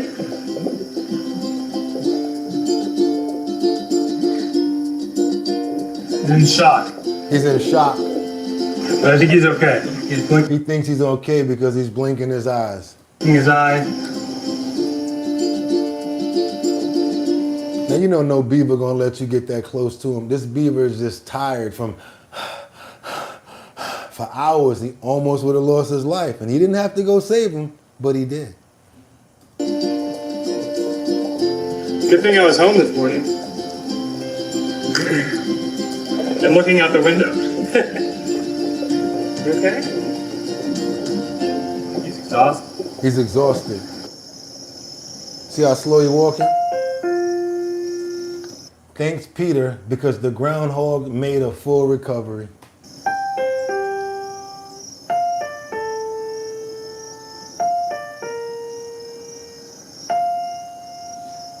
That's why I wanted you guys to see that to the end. He's walking like, man, like, I'm alive? I'm surprised because I was supposed to be out of there. And if you guys are trying to make some money,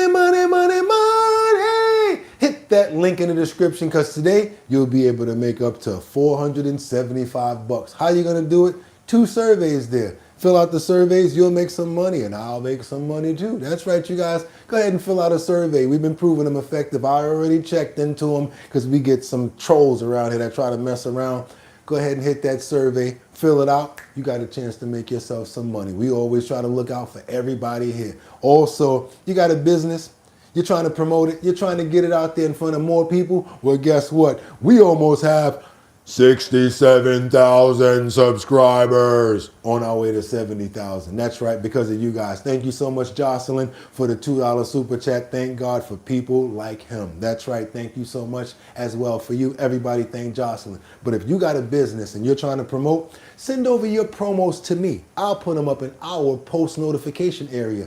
Only catch is they have to be 1080 by 1080. It has to be in a 1080 by 1080 size frame in order to fit in the post notification area. You guys, that's right. And we'll help you promote your business. I don't know what you do, but we will definitely help you get your brand out there the same way that we talk about this every single day. That's right. It's the Show Your Talent search. We're doing it in Manhattan, Bronx, Brooklyn, Queens, and Staten Island. And guess what's going on with that, you guys? That's the Show Your Talent search where you guys pull up, let us see your talent, and guess what? You may have a chance to win. Boom, $250. That's in Manhattan, Bronx, Brooklyn, Queens, and Staten Island. You guys pull up, let us see your talent, and guess what? You might be walking away with $250. But after we do all 5 boroughs, and we get one person from online, we'll bring everybody together for the grand prize of $1,000. That's when all of the finalists compete. That's right, one person offline, 5 different people from 5 different locations. That's Manhattan, Bronx, Brooklyn, Queens, and Staten Island.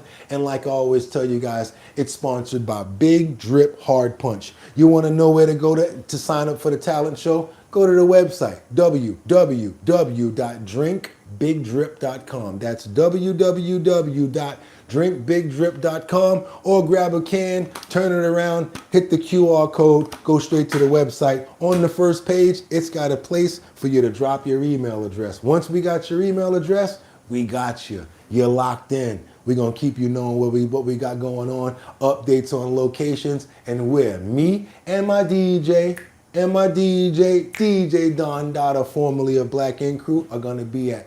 Got to be 21 and older because the drink is an alcoholic beverage. You guys come on, be a part of the Show Your Talent search starting next month.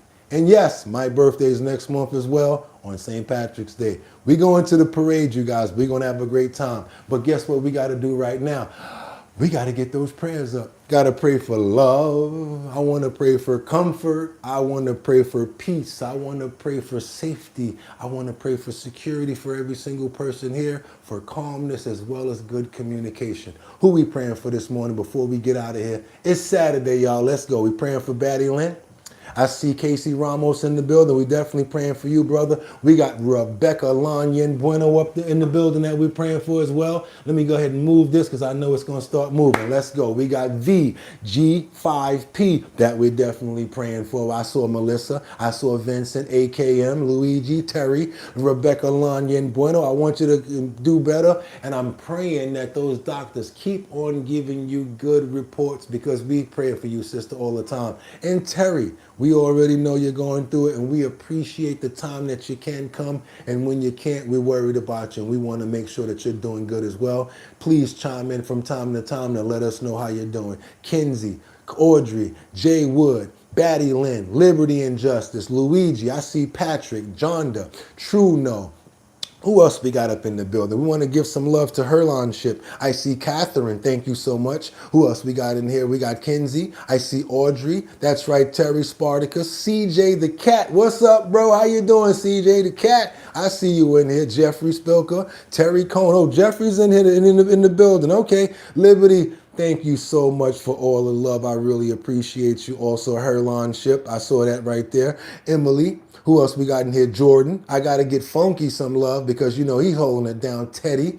No, what's that? Lonnie? Okay. Who else? We got Dolphin, Monica. Okay. Who's that? Morning Morgan 6341. Want to pray for you. Zion's Choice. How are you doing? Who's that right there? Determined Thor. Tior. I see you, Determinator. Amen. Audrey Fisher. DR. EL. Manny. Split. Jay, Roberts, Michael, Grinder, T-Bone, Teddy, Audrey, 300P, who's that? Charlie Peace, Fisherman, everybody here, Charlie Weiss. I can't do them all, but I want you to know that we love you, and I appreciate you guys so much for showing up. I want you guys to be healthy and very safe. I can't wait to see you guys tomorrow, so please do so. And with that being said, amen. Y'all know what it is. It's Saturday. I want you guys to have a fantastic day. Put on a suit for nothing. Go outside and get some air, because guess what? I always say this. He didn't have to wake us up this morning. So when people say, yo, why you put the suit on? What? Don't ask those questions, because as long as I'll be able to do it, I'm going to keep on doing it. You guys are a part of my life, and I love coming here every single morning. I'd be stressed out sometimes, and then as soon as it's time to come to our bottom line, for some reason, everything just sinks in right. Really love being here. Can't wait till tomorrow, because you guys know what it is. You got your decals. You guys got your keychains. Get ready, because tomorrow, Purple Sunday, you guys. Y'all know how we do it. Pull up, rock something purple, and just to show the love for the show, that's our representative color. We love purple over here. So on Sundays, we pull up and we rock Purple Sunday. So you guys, until tomorrow, y'all know what it is. You could have went anywhere. Fact of the matter that you came here to chill with me. Doom, doom, doom, doom, doom, doom, doom, doom, doom. Shouldn't I realize? Doom, doom, doom. You're the highest of the high. And I'll see you guys tomorrow. With that being said, could have went anywhere. Fact of the matter that you came here to chill with me today on Our Bottom Line for Saturday's edition. I appreciate you. So until tomorrow, Purple Sunday, same time, 6 o'clock. Get 'em! Peace.